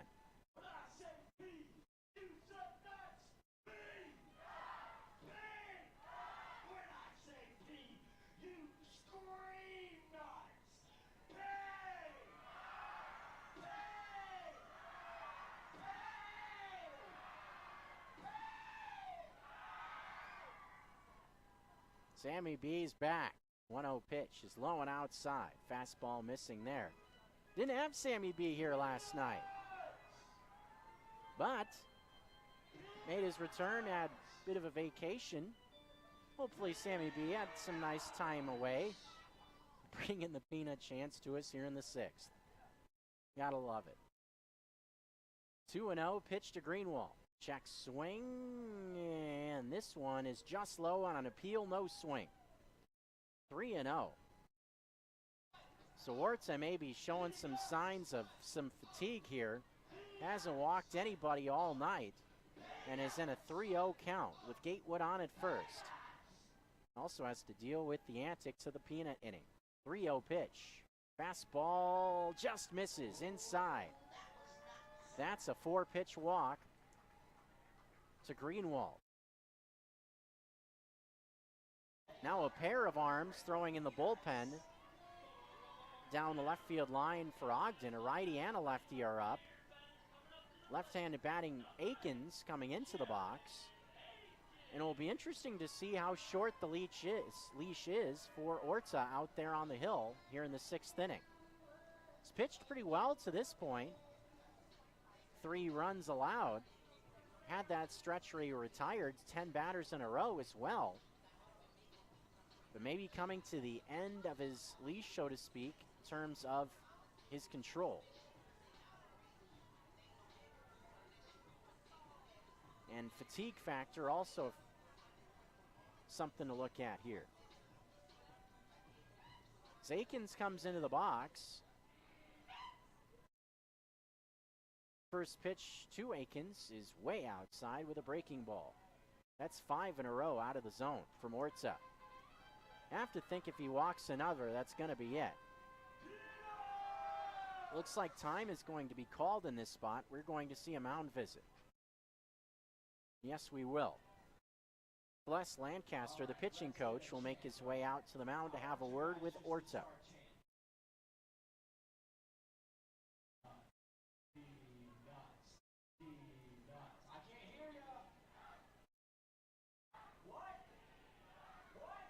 Looks like Christian Day is one of the arms down in the bullpen warming, and the other is Jake Mulholland.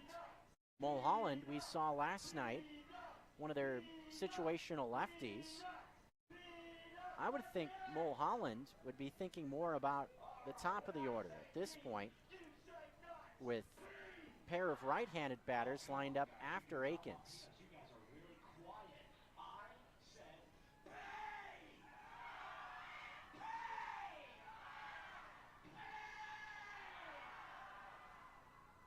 Oh boy. I think we know what Sammy B wants.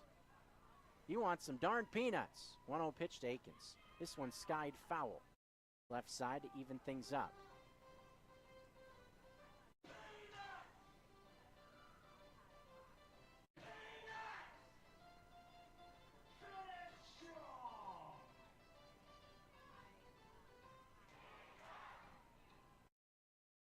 One and one. Nobody out. 2 runners aboard and a tie game in the 6th. Akins waits on Orta the pitch. Low and inside with a breaker. 2-1.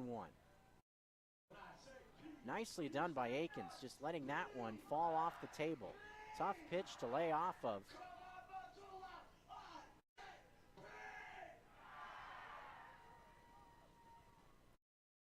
Two and one. Akins in the box, the pitch. Way inside, did it hit him? No, it didn't. That one didn't miss Akins by much. 3 balls and a strike the count. Ogden getting themselves into a bunch of trouble in this inning. Danger of loading the bases with nobody out. Orta on the ropes. The 3-1 pitch to Akins does not come as he'll spin and chase Gatewood back to first. Gatewood a hopping ball through the right side of the infield, then a 4-pitch walk to Greenwald. Count is 3-1 to Akins. 3-1, the pitch to Jared Akins. Swing and a miss. Challenge fastball right out over the plate. And Akins couldn't get to it. And you had to think that Akins would be looking for a fastball also in a 3-1 count.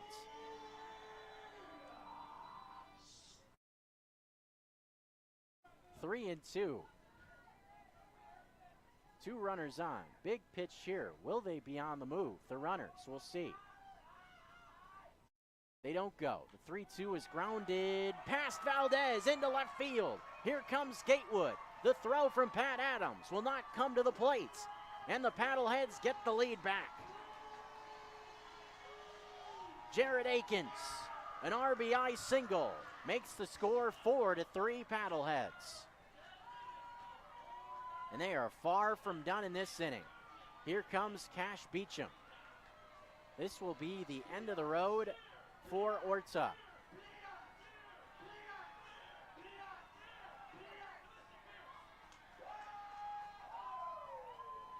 This place going nuts, getting the peanuts and getting the lead back in this half inning.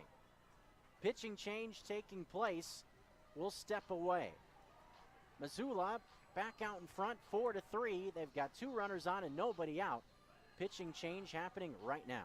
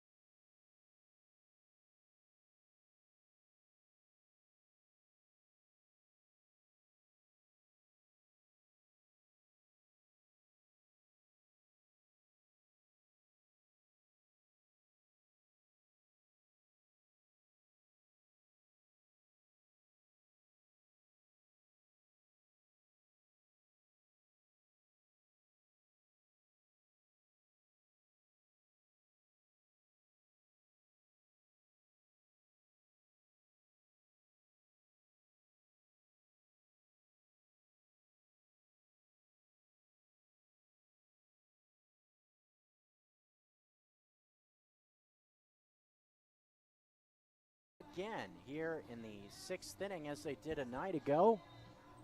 Scoring a run to take the lead back. It is now a 4-3 ball game. The Paddleheads out in front and taking things over in this half inning will be Brandon Mccabe, making his first appearance out of the pen for Ogden in this series. 5th appearance out of the bullpen overall. Comes to the Raptors out of Kaiser University. That's a NAIA program in the state of Florida. Very solid numbers this past spring. 13 34 and a third innings, 56 Ks. Throws a pitch outside to Nick Cece to start things off here. Only allowed 4 runs in those 34 and a third innings. ERA at 1.05. 5 saves also for the right-hander. Also is tied to Southeast Missouri State as Cece hits one a mile. Left field. Forget about this one. Way out of here. Nick Cece. Hello. Did not miss that high fastball.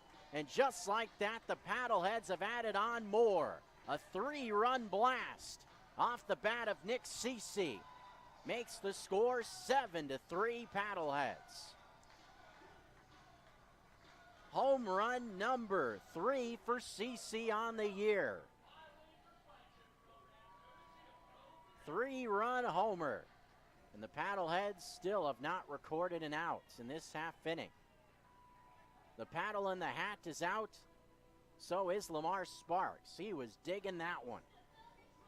RBIs number 12, 13, and 14 for Nick Cece. You knew it off the bat. That ball was just clobbered by Cece. 100 miles an hour off the bat, 375 feet.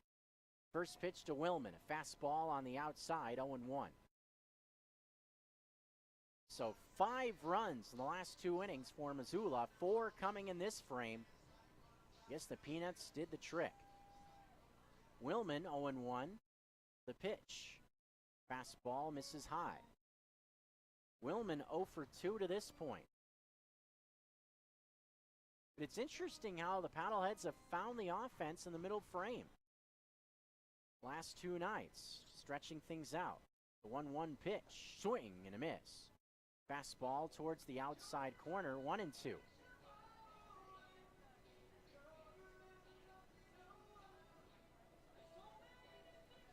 Seeing some action in the bullpen. Down the line and left. 1-2 pitch is down and away. 2-ball, 2-strike count. We saw Alexander up earlier, but he's plenty loose.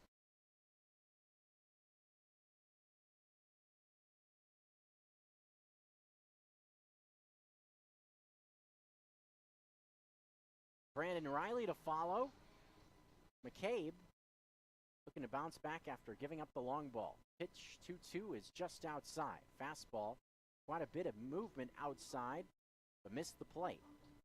Fastball so far from Mccabe has been in the low 90s, 91 to 93.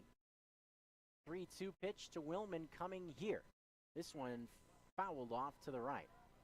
Maybe headed for the party deck down the right field line. Yes, it was.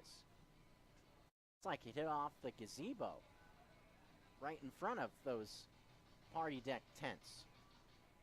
So a little bit of action for that party down the right field line. 3-2 the count with nobody out. Pitch to Willman. To the backstop.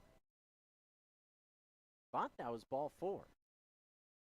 Apparently not.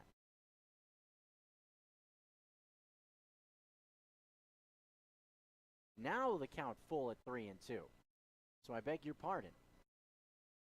Not a free pass there for Willman. We will now see the payoff pitch. It is fouled away to the right. 9 hits now on the board for the Paddleheads. Could have just been one of those where Beecham tried to ride Orta for just a little bit too long. The payoff pitch again is way outside for ball 4. And we've seen it. Once this Paddlehead offense gets it rolling, it is tough to stop. That is now 5 base runners in a row. Runner on at first base, still nobody out in the 6th inning as Brandon Reilly will step in. 7-3 is now the lead for the Paddleheads with 4 runs in. And still nobody out in the frame.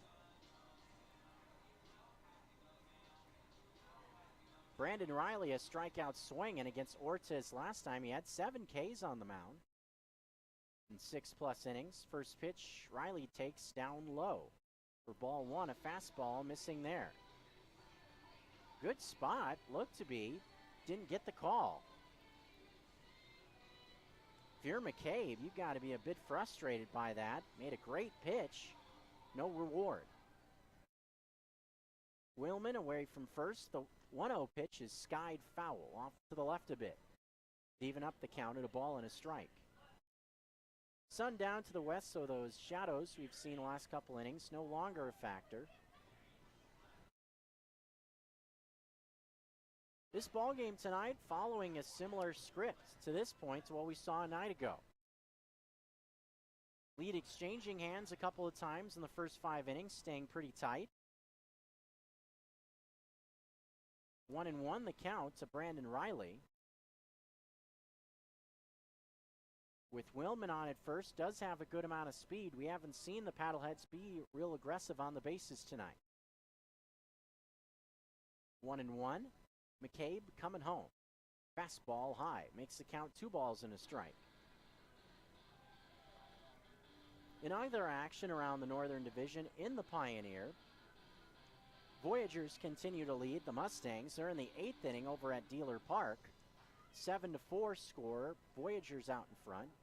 5th inning action at Melaleuca Field. Range Riders 8, Chuckers 5. 2-1 pitch to Reilly is just inside. For ball 3.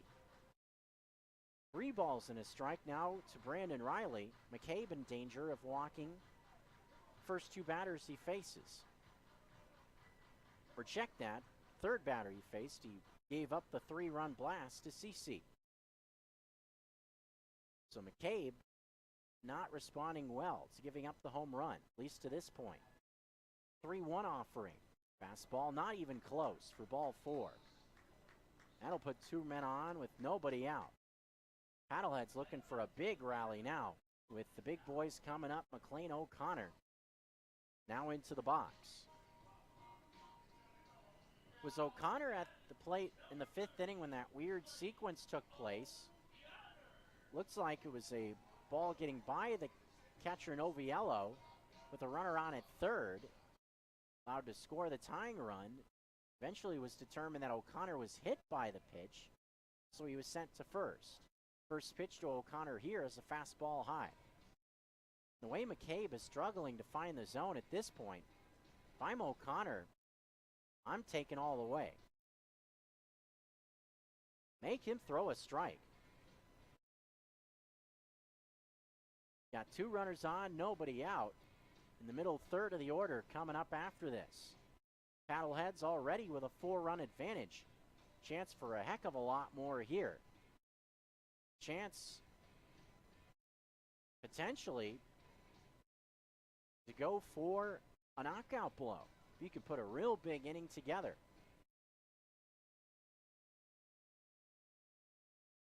So O'Connor getting ready to jump back into the box. Count is 1-0 with nobody out. Pretty good speed across the board with Willman at 2nd, Reilly at 1st, and O'Connor in the box. 7-3 lead for the Paddleheads in the 6th. 1-0 pitch from Mccabe is swung on and missed. Fastball towards the bottom part of the zone. Ton of breakdown on that fastball. Almost 2 feet of induced vertical break. Oof, at 92 on the gun. Tough pitch to handle. It's a matter of Mccabe trying to find the zone with it more consistently. 1-1 delivery. Line drive, right center field. This one gets down in front of DeZero. This is going to send in Willman. The throw will go towards 3rd base. Now they're trying to get O'Connor at 2nd, and Valdez lays down the tag. So through all that, the Raptors do get 1 run in as Willman scores on the play. An RBI base hit for O'Connor to make the score 8-5, or 8-3 rather. So a base hit. A ball went from Danzero in right to the 3rd baseman Boning, who threw back to Valdez. So a base hit, an RBI, then a 9-5 to 6 to get the out at second. Not one you see a ton of, but the Raptors will take getting out anywhere. As Cam Thompson will step in with a man at third and now 1 down. Pitch from Mccabe is a fastball that misses outside, 1-0. 2 RBI hits for Killa Cam tonight. Tied the game in the 5th with his base hit. Tied the game at 3. A 5-run rally for the Paddleheads here in the bottom of the 6th inning, and they lead by 5. Chance for more with a runner at third, less than 2 outs, 1-0 pitch. Called strike on the inside corner. Fastball with a lot of movement evens up the count.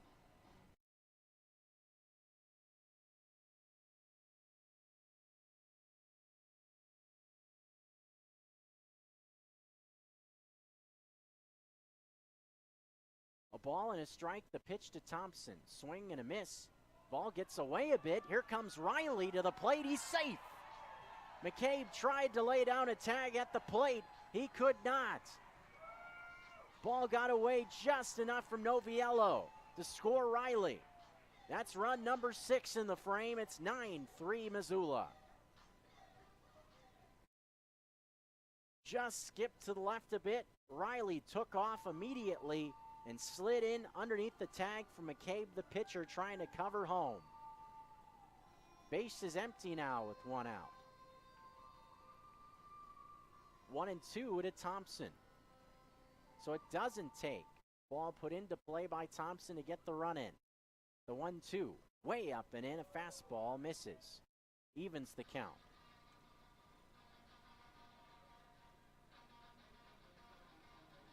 So this game changing drastically. Paddleheads taking control in this half inning. Largest lead for either club was 1 run before this frame. The 2-2 is a curveball that apparently missed for ball 3. And I have no idea where. That was a pearl from Mccabe. Right there on the inside corner. That was strike 3. Wow, no doubt about it. That was a great pitch from Mccabe. Just didn't get the call. 3-2 with 1 out. Here it comes. Swing and a miss. Fastball up above the belt a bit. So it all works out for Mccabe in that plate appearance. And frankly, I don't think he deserved to put a runner on after making that previous pitch to Thompson. Tip of the cap, able to still get the strikeout. 2 outs. Here's Jason Newman. Paddleheads have batted all the way around here in the peanut inning. Missoula would have taken just 1 run in the 6th. They got more than what they bargained for. First pitch is outside, 1-0, but it doesn't work like that. It's just the 1 run, and that's the peanuts. It doesn't build up. It's not like if the Paddleheads score 6, they upgrade to the Planters Deluxe mix or something like that. Although, maybe not a bad idea. 1-0 pitch, this one fouled back. Probably wouldn't be a great idea in the mind of Peter Davis, though, the owner. Can't be giving away stuff willy-nilly like that, especially with this lethal Paddlehead attack.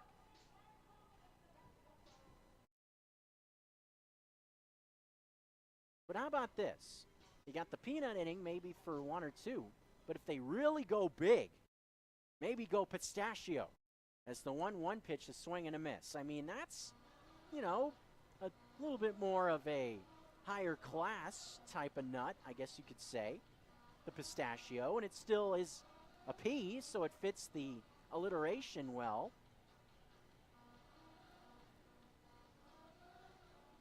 1-2 with 2 outs. The pitch from Mccabe. It's a line shot to left center field. This one gets down in front of Adams. Off the bat of Jason Newman. I don't know how he covered that fastball. That was way above the zone. But Newman just drops the barrel head on it and picks up his 2nd hit of the night. I mean, that thing was way above the zone as Nick Gatewood will jump in for the 2nd time in the inning. Gatewood led this whole party off with a base hit to right. 6 runs on the board. Paddlehead offense humming along in the 6th inning. Mccabe delivers. Swing and a miss at a high fastball, 0-1. Gatewood probably thinking about heat first pitch. His eyes lit up when he saw it come in there, just was up above the letters. 0-1 delivery, up and in, evens up the count.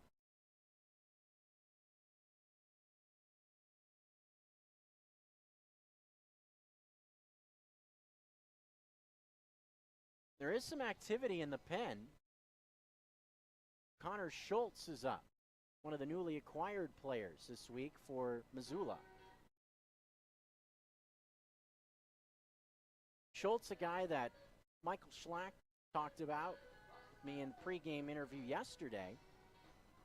Guy that came highly recommended to him from the University of Iowa. Big Ten product. Seen a number of Iowa kids in this league the last couple of years as Gatewood swings and hits one a mile, but foul down the right field line. Wow, that ball was hit a mile by Gatewood. Just couldn't straighten it out. Holy moly. Look out, train tracks. That thing was clobbered. 395 feet. Woof. 1-2. See if Gatewood can straighten it out. A 2-strike count. Mccabe coming home. Fastball high. Evens up the count at 2. Newman still on at first base with 2 outs. Paddleheads found success right out of the chutes in this inning. The big swing, a 3-run homer off the bat of Nick Cece. The 2-2 to Gatewood. Breaking ball just high for ball 3. Mccabe thought he had a strikeout, kind of starting to walk towards the dugout on the first base side. Instead, the count runs full. We'd see Keaton Greenwald bat for the second time if Gatewood gets aboard. Newman's going to take off. There he goes. Swing and a miss at a fastball, and that will do it in this half frame. Paddleheads send 10 batters to the plate. Score 6 times. We will go to the 7th with the Paddleheads now with a relatively comfortable advantage, 9-3 score on ESPN Radio.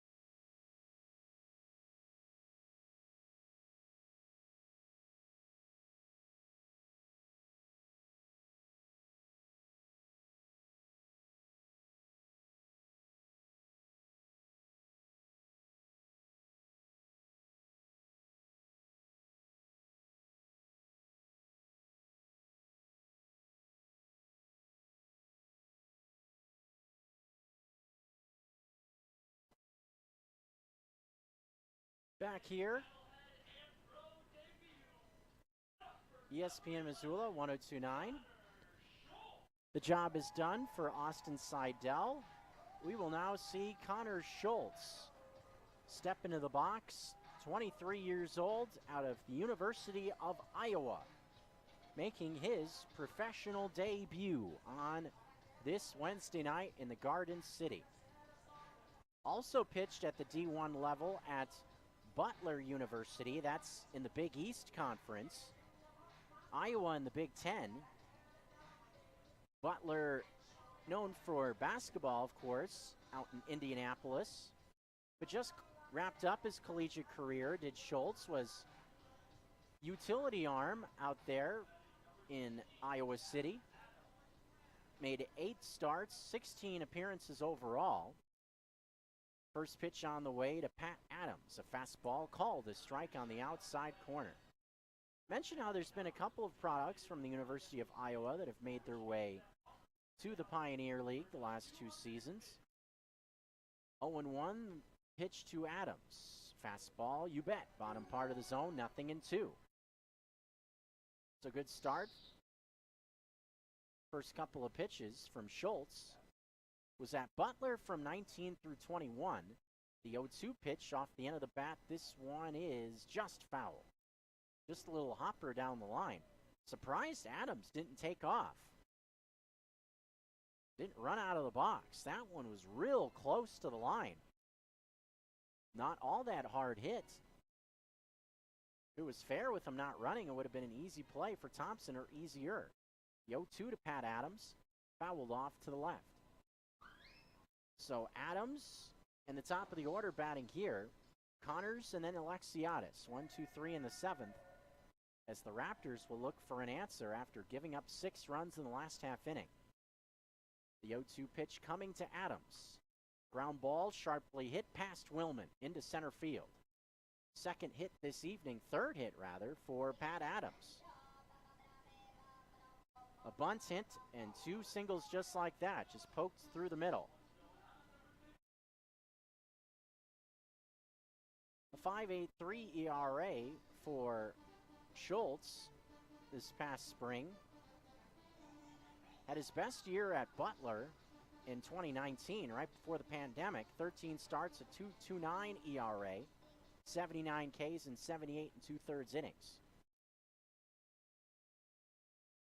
Will be interesting to see how Schultz fits in, being a guy that was a reliever and a starting pitcher in his time in college. First pitch to Dakota Connors is down low, 1-0. There are a couple of starting pitchers that are also on the injured list for Missoula, with both Rafael Moncion and Domingo Pena currently on the inactive list. With moving and shaking also Nick Merkel, the promotion to the Brewers this week, as the 1-0 pitch finds the outside. Evens things up at 1-1. Been a fair amount of moving and shaking. Tyler Elliott, he's the MSU Billings product. First time the Paddleheads have had a player with Montana ties on the roster the last 2 years. 1-1 pitch to Connors is outside, 2-1.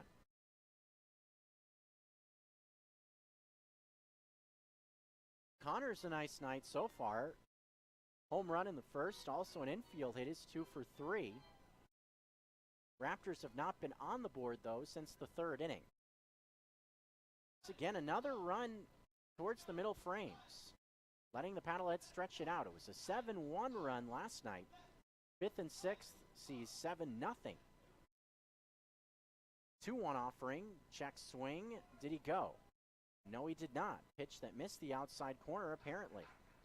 3-ball, 1 strike count now to Connors. The last thing you want to do if you're the right-hander Connor Schultz on the mound, start walking guys with a 6-run cushion.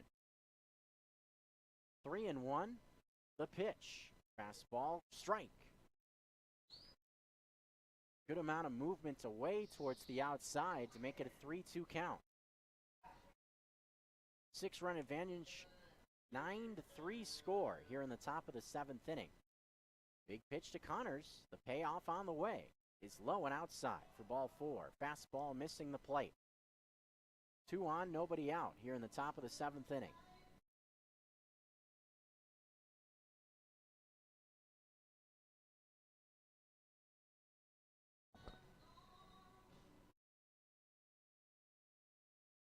You would have thought, almost think I'd be close to home here in this one. Little journey bringing Reese Alexiadis to the plate. If you're a kid that grew up in Northern California, you know this one real well. Singing about City by the Bay, San Francisco. First pitch to Reese Alexiadis called a strike, 0-1. San Francisco is. The city, to me, lives up to the hype. Great place to go visit. Just bring some warm clothes, for crying out loud. 0-1, pitch to Alexiadis is down low. So many people go to San Francisco thinking, oh, it's California, it's going to be sunshine. In the summertime, no, not so much. Expect a lot of fog, cool temperatures. A lot of times, honestly, it's cooler in the summer there than it is in the wintertime. 1-1 pitch on the way from Schultz. It's just up high. Missing the inside corner as well to Alexiadis, 2-1. Seen a lot of movement from Schultz's stuff. That was the changeup there. Seen a lot of vertical and horizontal break on the fastball. It's been around 89 to 91. 2-1 pitch to Alexiadis. Changeup again, catches the outside corner. Even count now, 2-2, with 2 runners on and nobody out here in the top of the 7th. So Schultz facing a challenge right out of bed, his pro debut. Gotta wonder what's rolling around in his head right now. Allentown, Pennsylvania native. Pitch from Schultz, swinging a ball laced. Look out, foul, first base side. Another guy that's seen baseball take him all over the place. From state capital of Indiana, cornfields of Iowa, Pennsylvania, and now to the mountains of Big Sky Country in Montana. 2-ball, 2-strike count to Reese Alexiadis in a 9-3 game. Missoula out in front in the 7th. Bullpen quiet, so it's all Schultz in this half frame. Same cannot be said. There's a lot of congestion down in that Raptor bullpen. 2-ball, 2-strike count to Reese Alexiadis. Schultz coming to the plate. This one tipped off the end of the bat, foul. So a cue shot off the end of it, off speed, just was able to stay behind that to stay in this at bat. Thirsty Thursday tomorrow, fireworks on Friday. The next 2 nights, 7 o'clock first pitches right here at Allegiance Field. This battle between the top 2 teams in the Pioneer League continues. 2-2 the pitch. About to be on its way, here it is. Fastball up and in. Full count again. So the Raptors putting some good at-bats together against Schultz. In danger of seeing the bases be loaded here with nobody out. Connors reached on a free pass. Alexiadis worked it 3-2. Here's the pitch. Ground ball, foul. Third base side towards the Paddlehead dugout. So the Raptors showing a good amount of fight despite being down after that big rally in the 6th. Haven't been on the board since the 3rd. Austin Seidel, 6 solid innings in the dugout now, though. So the 3-2 is fouled off again. Fastball right out over the plate, but Alexiadis stays alive. 3-2, still the count to Reese Alexiadis. Who will win this battle in a 6-run game? A walk by Adams up the middle to start it. A base hit to Adams to start it, then the walk to Connors. We'll see another 3-2 pitch to Alexiadis here. Target looks to be in from CC. The pitch, swing and a miss. Got him with an off-speed pitch on the inside corner. Alexiadis out in front. Pulling the string there was Schultz to get the first out. Good pitch on the inside.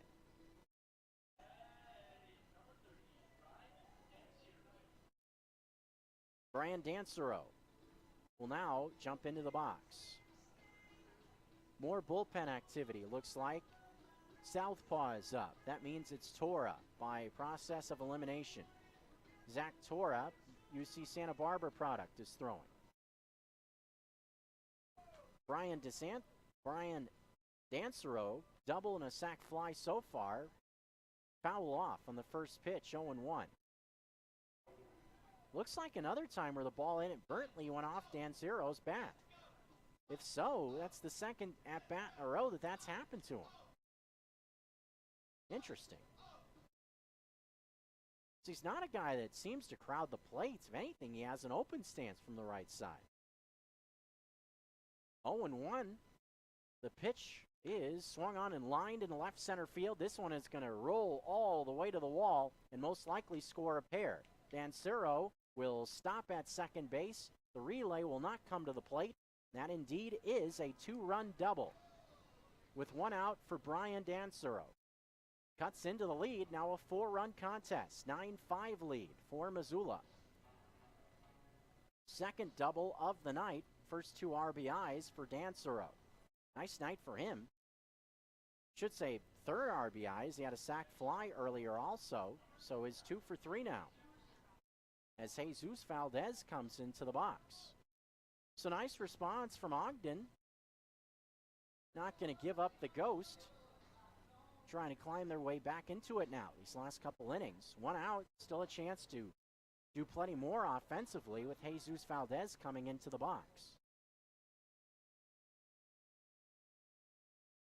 Valdez has been pretty quiet to this point, 0 for 3.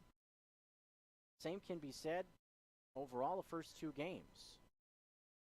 First pitch to Valdez, bouncing ball towards Willman, gets a good hop on the second hop, flips to Newman for the second out of the frame. After hitting that leadoff double in his first at-bat in game one, Valdez is now 0 for his last 9. Last two games, taking an 0 for 4 so far tonight, as Freddie Achikar will now jump into the box. Do have the lefty Tora warming in the pen. We've seen Michael Schlack use Tora as a situational lefty before. We'll just face a hitter or two and pull him out. Did that a few times in that Great Falls series.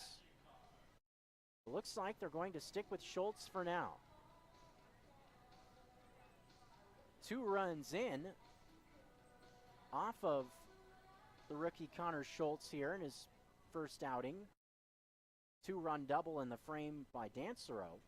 Looking to make sure that's it in the frame. First pitch, Freddie Achikar takes a fastball low and in. A lot of life to the stuff from Schultz. You can see that. So that's definitely a promising sign. 1-0 with 2 outs. The pitch on the way. Breaking ball, called strike on the outside corner. Evens things up. That's one thing Michael Schlack has talked about with pitchers coming to the Pioneer League. Young guy like Schultz, a lot of it's just learning how to pitch. 1-1 pitch is up high. Breaking ball missing, 2-1. Was talking about that earlier.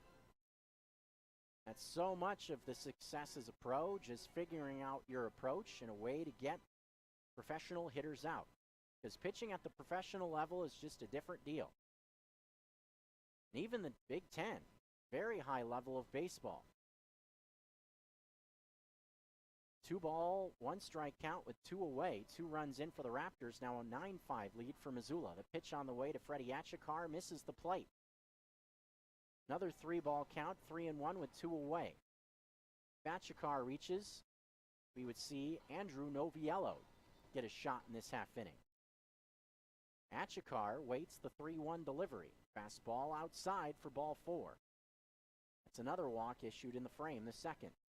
That keeps the inning alive, putting runners on at first and second for Andrew Noviello. Speaking of free passes, he drew one in the 6th. Looks like now we're going to see Michael Schlack come out of the dugout. Looks like this may be the end of the road for Schultz here in this half inning. As Schlack will go to Tora with another left-handed batter lined up. So Schlack gave him the opportunity to try to get out of the frame, facing that last hitter. Achikar wasn't able to retire him, so he will check off. And Zach Tora will take over. So while Tora gets ready to go, we'll take a quick peek around the Pioneer League, see what's going on in some of the other games in action tonight. In action in the Northern Division, a couple of road teams trying to even up 6-game sets. Great Falls Voyagers on the road, facing off with the Billings Mustangs. So far, doubling up. Great Falls at 8-4. Great Falls doubling up Billings at 8-4. The other game in the north, 6th inning, pretty wild offensive affair there. Range Riders and Chuckers, 9-7 lead for Glacier. Was Glacier falling in a lopsided loss last night. Chuckers had 17 runs on the board. Shifting action to the south, team that Missoula will face a couple of times in the second half, the Boise Hawks. They lead by a run. 5-4 lead over Grand Junction. In the other game, in the 7th inning, the NOCO Owls, another wild offensive affair. Owls lead the Vibes 11-10 over in Colorado Springs. Zach Tora getting set to take over here in the 7th, looking to get the last out in the frame. Rookie campaign for Tora out of UC San Diego. Or UC Santa Barbara, beg your pardon. But for Tora, this is 7th appearance out of the pen. Still trying to put together some consistent outings as Tora. 4 innings pitched, 7 hits allowed, 6 runs. We've been able to see glimpses of the plus stuff from Tora. Another guy that moves it quite a bit with the fastball, also features a nasty slider from the left side. And he will face Andrew Noviello here, looking to get the Paddleheads out of this inning with runners on at first and second, 2 outs. Couple of runs in for Ogden thanks to Brian Dansereau, a 2-run double. Cut into the Missoula lead, which now stands at 4.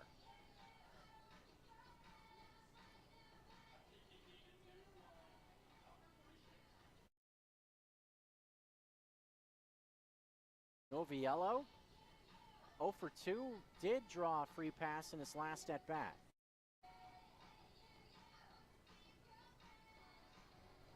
Nine runs on 11 hits for Missoula. 5 runs on 8 hits now for the Ogden Raptors, with 2 on and 2 out in this frame, the top of the 7th. Tora delivers, and the first pitch misses up high. Looks like both runners are going to move up also. Pitch up and in, that looked like got the umpire. Didn't look to me like CC and Tora were on the same page there. Fastball wasn't that far out of the zone, just a bit up high. Went right past CC's glove and to Snyder, the home plate umpire. Luke McCarthy is going to come out and check on the ump, make sure he's all right. After that fastball got him. Some more activity has begun immediately in the Missoula pen. Sam Hellinger, who we saw out to get the save last night, is back up and throwing here in the 7th inning.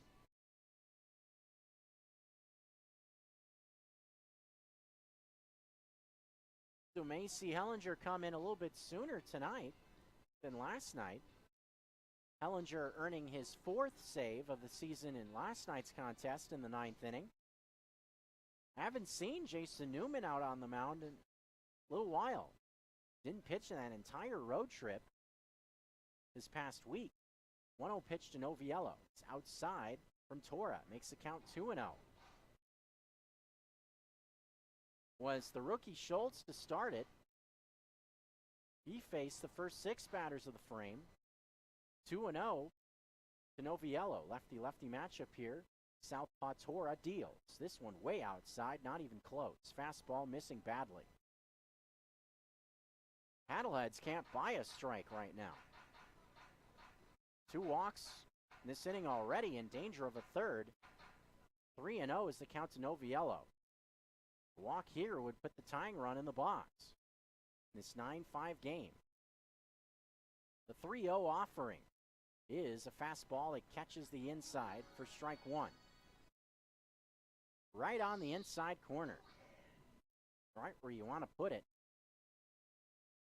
Torres says, the heck with the get-me-over fastball. Let's throw a real nasty one in a 3-0 count. 3-1 pitch on the way. Swung on and missed. Fastball with some sink. Makes the count 3-2. Satora comes back after going 3-0 with a couple of well-executed pitches. Trying to work his way out of this jam that sees 2 runners at second and third with 2 away. Both of those runners responsibility of Schultz.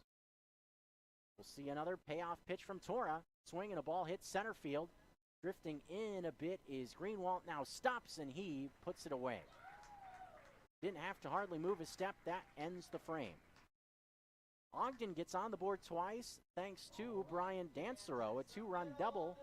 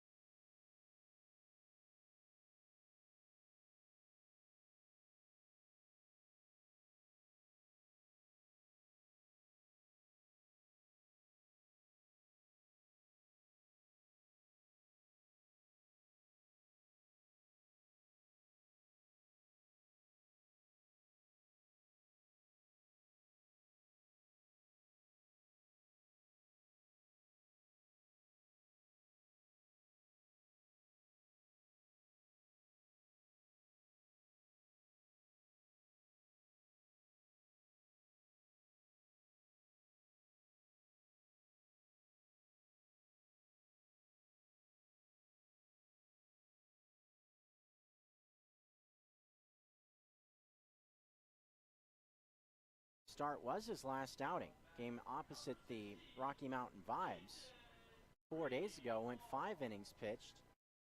Will be Keaton Greenwald jumping into the box to start this inning off against Gonzalez.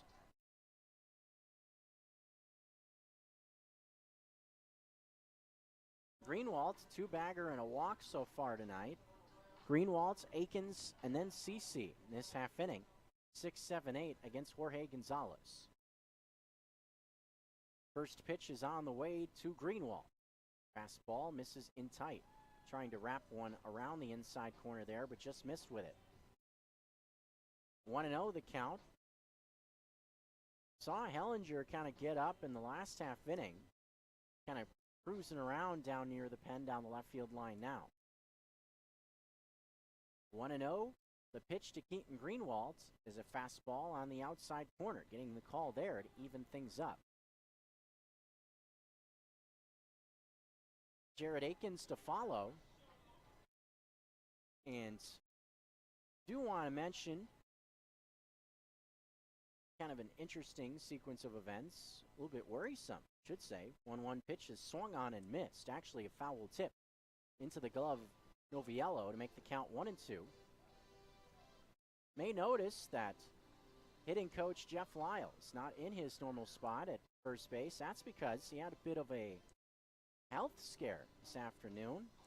And some shortness of breath, that sort of thing. Paddleheads didn't want to take any chances. 1-2 pitch on the way. Greenwald swings and misses at a pitch down below the knees. Goes down for out number 1 via the K from Gonzalez. Greenwald is now 1 for 3.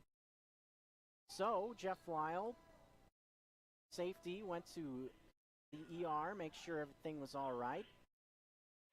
Thankfully was discharged this afternoon. Not here at the yard, relaxing. So Jeff, if you are tuned in, checking up on your club, hope you're doing well, and we'll look forward to seeing you out here at the yard real soon.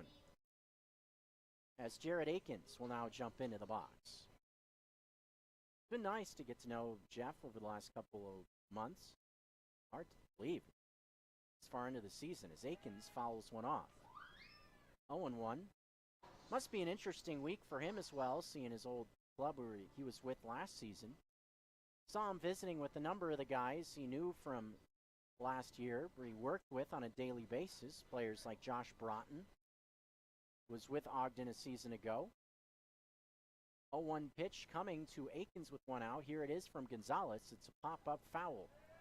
Change-up, bottom part of the zone, makes the count 0-2. Saw Hellinger up for a bit. He sat down. Now it's Alexander throwing. So with the Paddleheads' 4-run lead, Schlack may be electing to go with Alexander instead of Hellinger. A little bit less of a high leverage situation. Maybe we'll keep that gun in the chamber, so to speak, and wait it out to see if a high stress situation does come up. Mention that Jason Newman hasn't pitched for a while. Did see him on the lineup card tonight for Michael Schlack.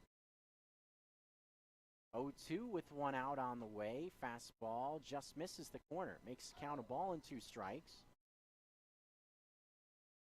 9-5 lead.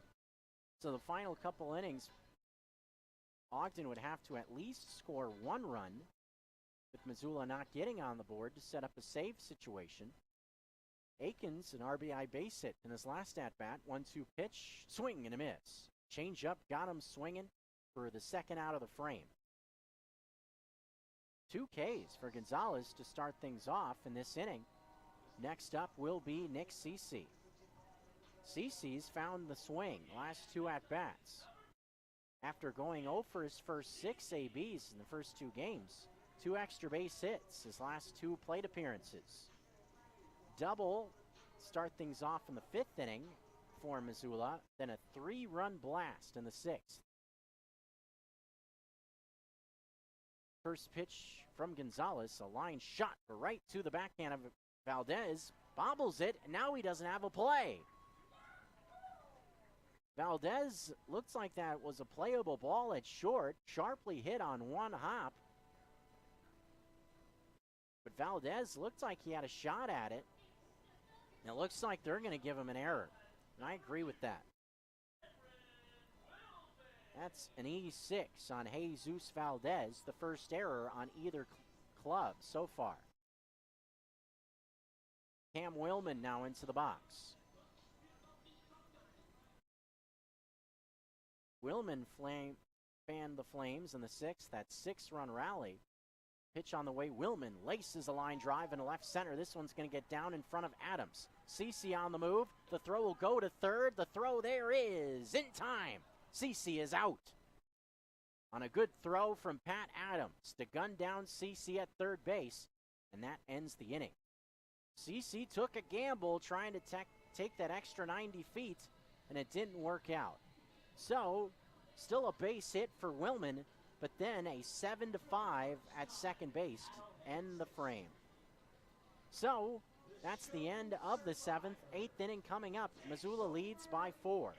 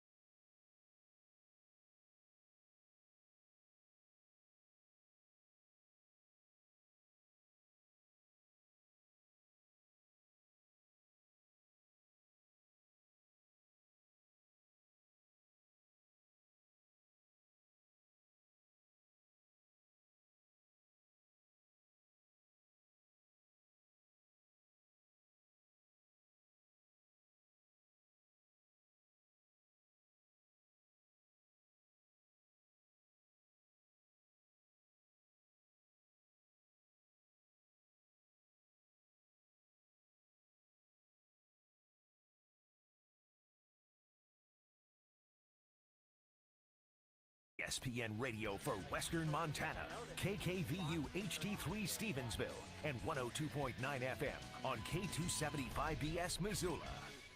We now return to Paddlehead Play-by-Play on ESPN Radio. 8th inning about to begin with Texas native Nate Alexander about ready to take things over for Missoula, with his Paddleheads leading this one 9-5. Glad to have everyone along for the ride with us. Jeff Safford alongside with you.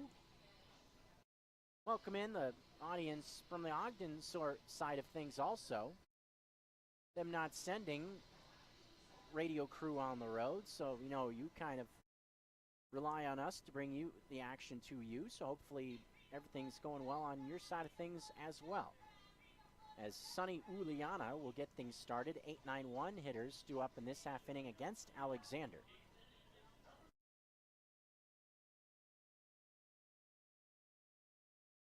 Uliana, free pass in his last at-bat, 0 for 2 otherwise. Paddlehead pitchers trying to get to the finish line. Support of a solid outing of Seidel. First pitch on the way, a fastball up for ball 1. That's been the problem last couple of innings, all the walks from these relievers. Alexander, 3.72 ERA, his 18th appearance as the 1-0 finds the zone.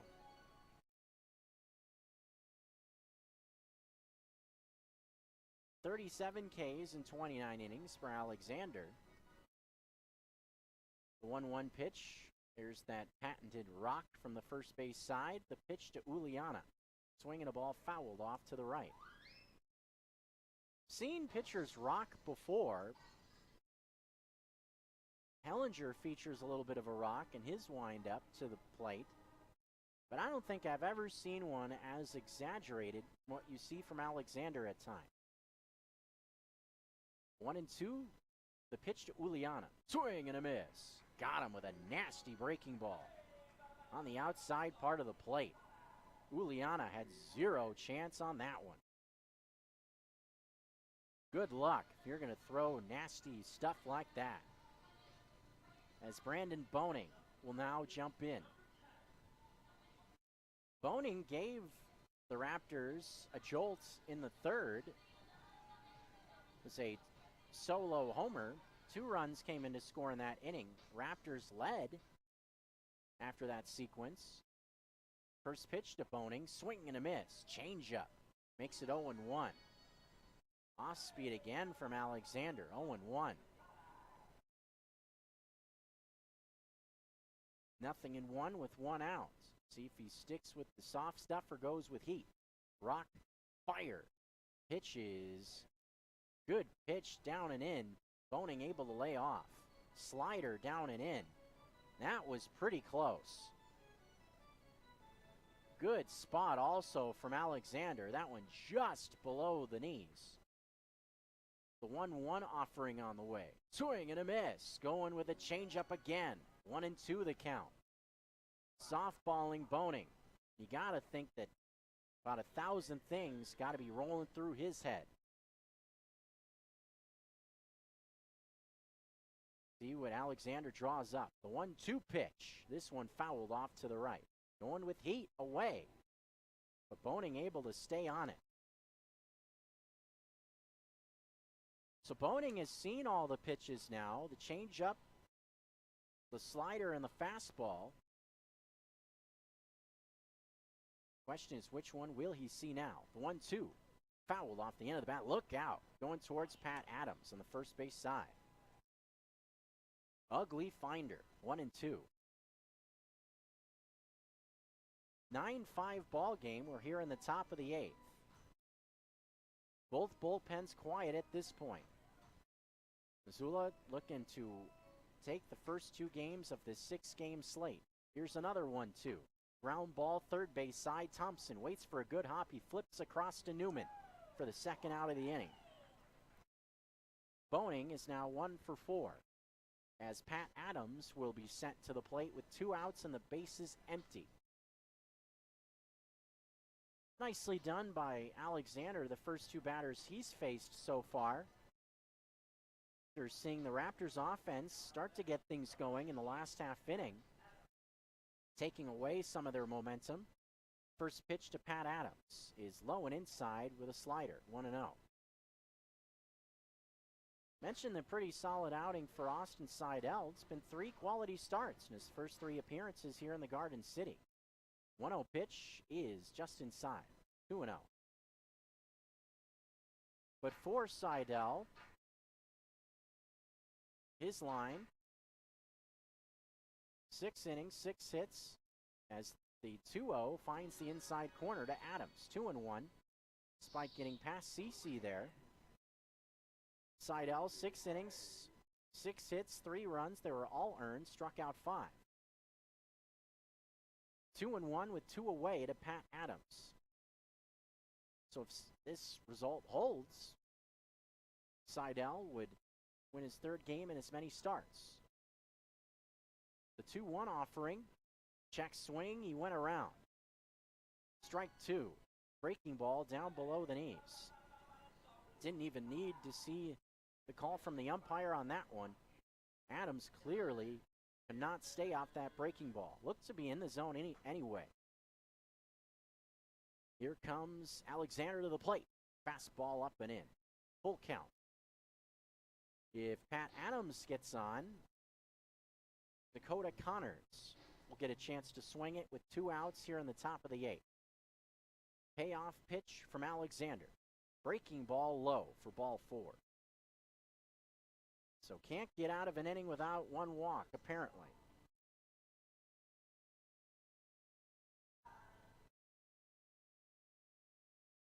Paddleheads pitchers, the last 3 innings, have walked 7 batters. That is far too many, as Dakota Connors will step in. And 7 walks for a game is a lot.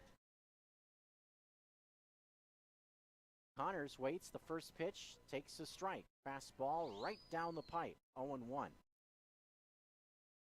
Evidently not thinking about that. Not going to get a much better pitch to hit than that one right there. The 0-1 delivery is a fastball that misses the outside corner. Even count, a ball and a strike. 9 runs on 12 hits for Missoula, no errors committed. 5 runs and 8 hits and 1 error for Ogden here in the top of the 8th. 1-1 pitch to Connors, fouled away to the right. Strike 2, 1-2.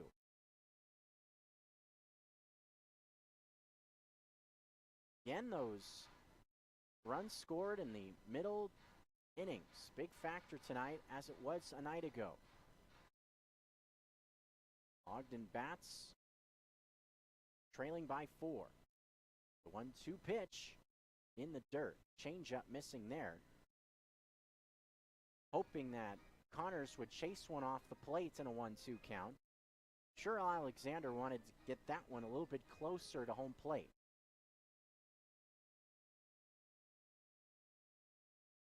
Hellinger kind of standing around in the bullpen. Was throwing in the last inning, so you got to think he's greased up, ready to go if needed. The 2-2 to Dakota Connors is reached for and fouled away towards the Blackfoot party deck. Fastball towards the outside corner at the knees. Connors deciding in a 2-strike count that he needed to cover it. Kind of lunged it out there. He's got a barrel on it to stay alive. We'll see another 2-2 pitch. Here it comes. Fastball in tight for ball 3. Danger of walking another. 3-2 with 2 outs.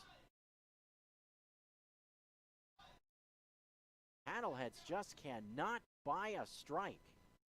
This is getting to be wild. The payoff pitch. Strike 3. Yes, the bank was open there, as Connors goes down looking to end the inning. A walk, but that's it for Ogden in the 8th. We'll head to the bottom half with Missoula looking to add on to their advantage for the 9th inning coming up next.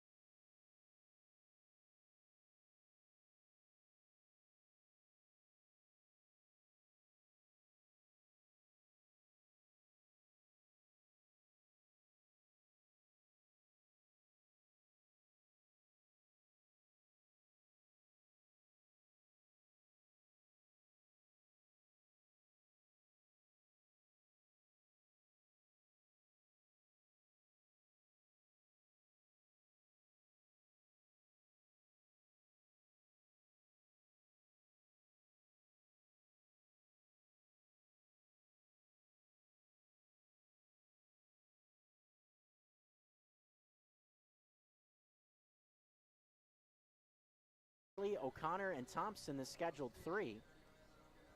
Reilly so far is 1 for 3, a double and a walk.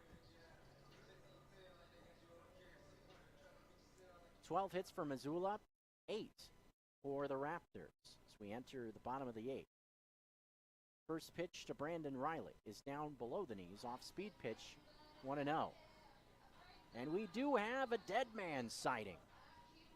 Jason Newman is throwing in the pen. Haven't seen him for a while. 1-0. Will not be a save situation in the 9th. The pitch to Reilly. Fastball missing inside for ball 2.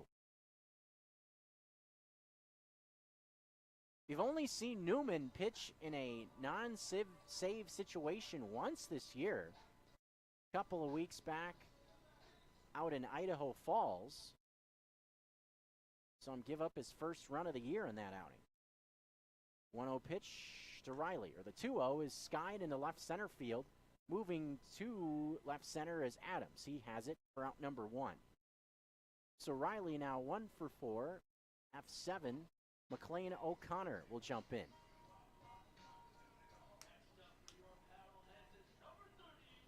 One point when O'Connor was coming to the box, or it should say when he was waiting to come into the box, Brandon Reilly was up. Somebody hit a wrong button and hit O'Connor's walkout music instead of Reilly's. I don't know why I found it so funny. The way O'Connor looked up at the press box with just this look of bewilderment, this was real funny. I mean, he just looked up there and was like, what the heck are you guys doing? He eventually got it right, got Reilly's music going. First pitch to O'Connor, missed outside. 1-0 the count to O'Connor. Single in his last at-bat, and an RBI, 1 for 3 is Dell tonight. 1-0 delivery is fouled off.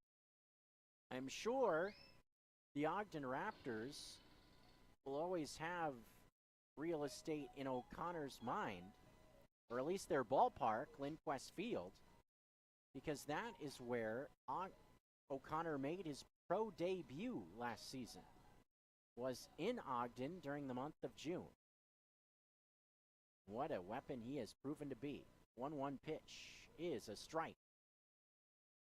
1-2. He's had a few injury issues the last 2 years as O'Connor.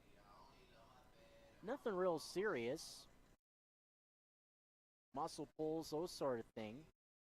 Spent 2 stints on the IL in the first half, did O'Connor. But when he's been out there, it's been awesome. The 1-2 pitch with 1 out is to the backstop. Nobody on base, though, so that inconsequential. Even counted 2. O'Connor, a guy also that just puts his head down and works hard.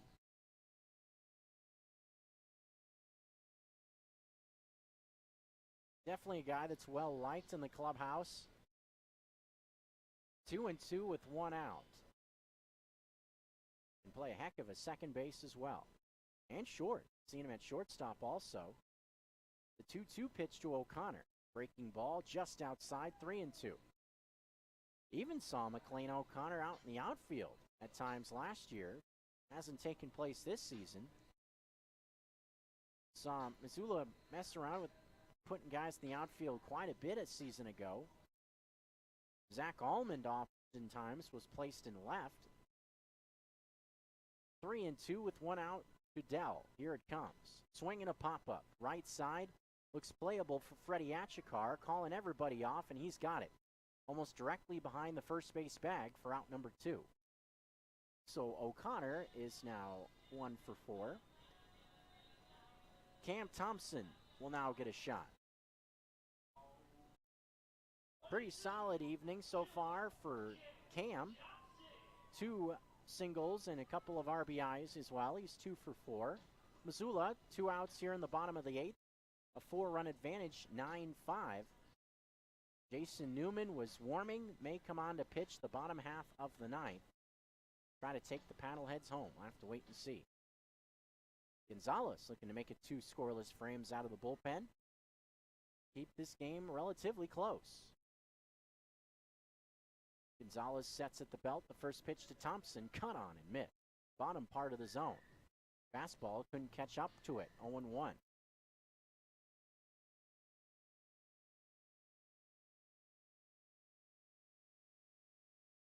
First 5 innings, largest lead for either club was 1. Missoula stretched it out big time, though, with the 6-run rally in the 6th. That's been the difference in the game to this point. The 0-1 to Thompson is down and in. Even count, a ball and 1 strike.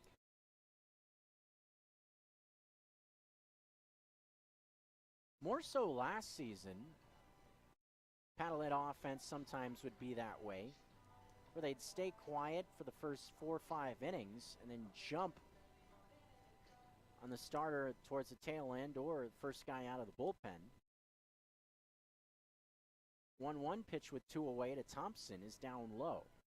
2-1, 2 away. For this season, it seems like at times it doesn't matter who's out there. Paddlehead attack is just going to keep on cruising.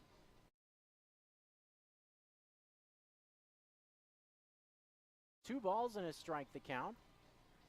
But it'll be interesting to see how Ogden responds after seeing big innings last 2 nights. The 2-1 pitch is down below the knees. 3 balls and a strike the count. So Thompson in a good hitter's count. Newman moved out of the bullpen, and reason being, his spot coming up next. 3 ball, 1 strike count with 2 outs. What we've seen when Newman's taken the mound in the 9th is we've seen Nick Gatewood take over at first. 3-1, the pitch to Cam Thompson. Fastball poured in right down Broadway for strike 2. Right down the middle. Almost seemed like Thompson was taking all the way in that spot. That's a bit surprising. A 3-1 count. You'd think he'd just be sitting dead red on a fastball, just waiting in the bushes for it. Way ahead in the count like that. Apparently not. Full count. Target in. Gonzalez coming home. Fastball, strike 3. On the outer half for the final out of the frame. That will do it. Nice work out of the bullpen for the Ogden Raptors the last 2 innings. Jorge Gonzalez, the only base runner that reached was on an error. Those 2 innings of work keeps the Raptors in it. 9-5 advantage for Missoula. Top 9 coming up.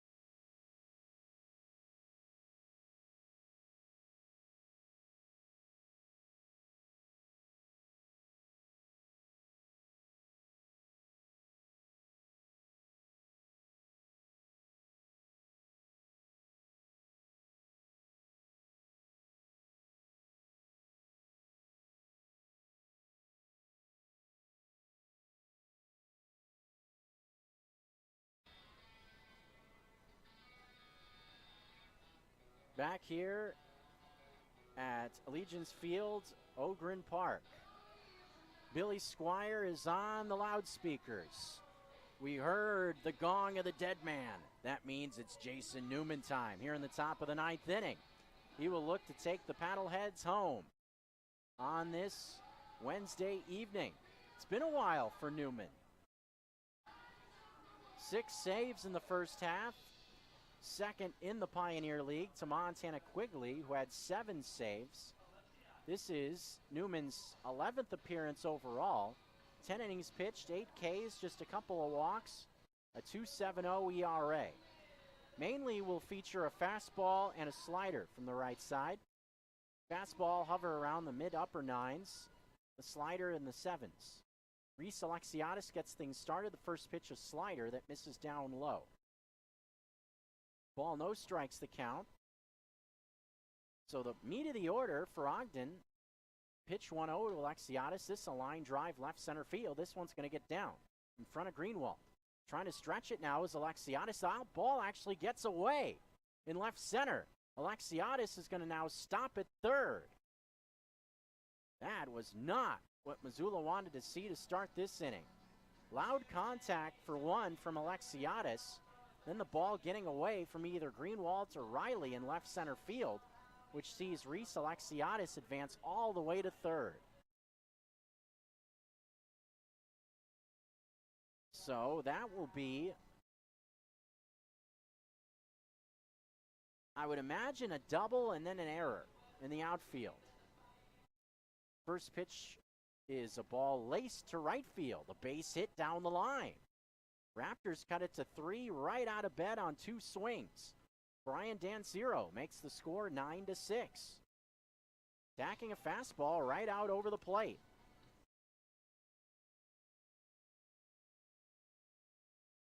Another double from Danzero. That's his 3rd of the game. He's 3 for 4 with 3 doubles and an RBI. Have a night, Brian Danzero. Wow.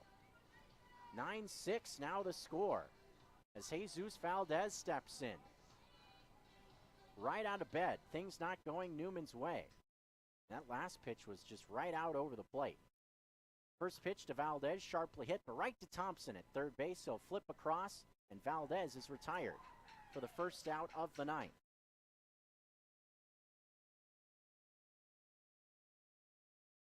So a 5-3 put out, an unproductive out, sees Danzero stay at second base. 1 down now in the 9th, with Freddie Achikar stepping into the box. Hellinger has gotten up again, if needed in this inning, if it gets a little bit tighter. The run in for Ogden now 9-6. Pitch to Freddie Achikar is at the knees. Good pitch there from Newman, 0-1. Right on the black on the outside corner. That was nasty. Slider there. Unhittable. 0-1. The pitch from Newman. Slider again. This one misses outside. Evens up the count. Maybe trying to go a shade further off the plate, see if Achikar would go after it.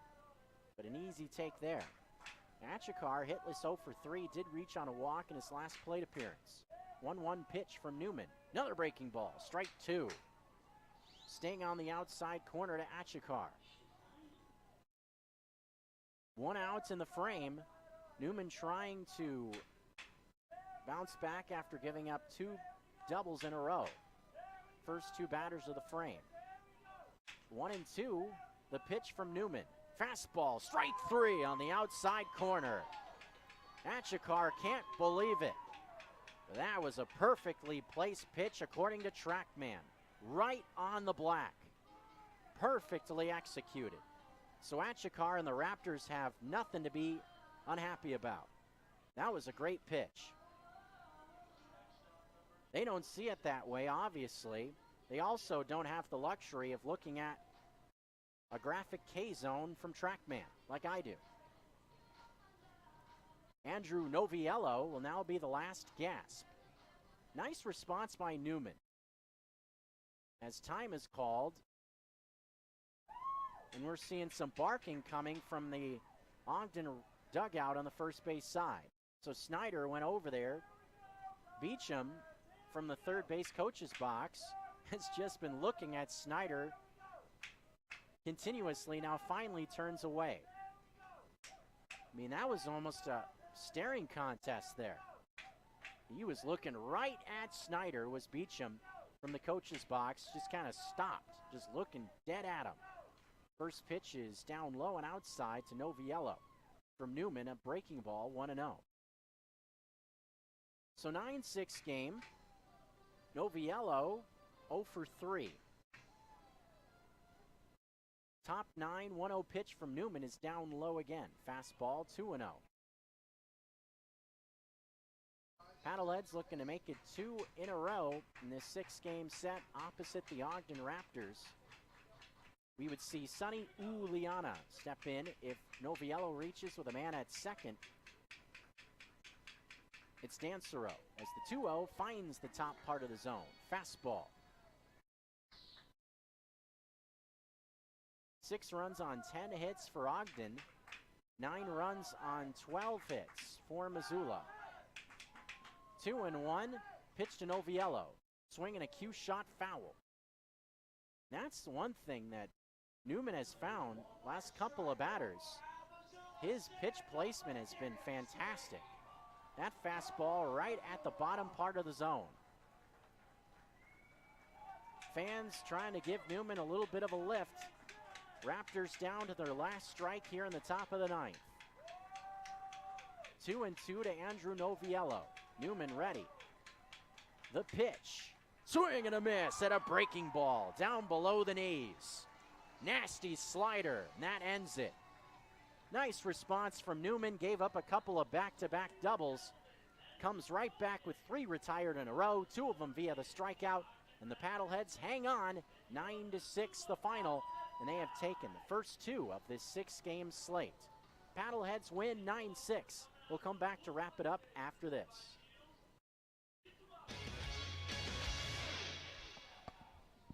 I've been shooting since I was young. It's something I enjoy, and it's something my father and I used to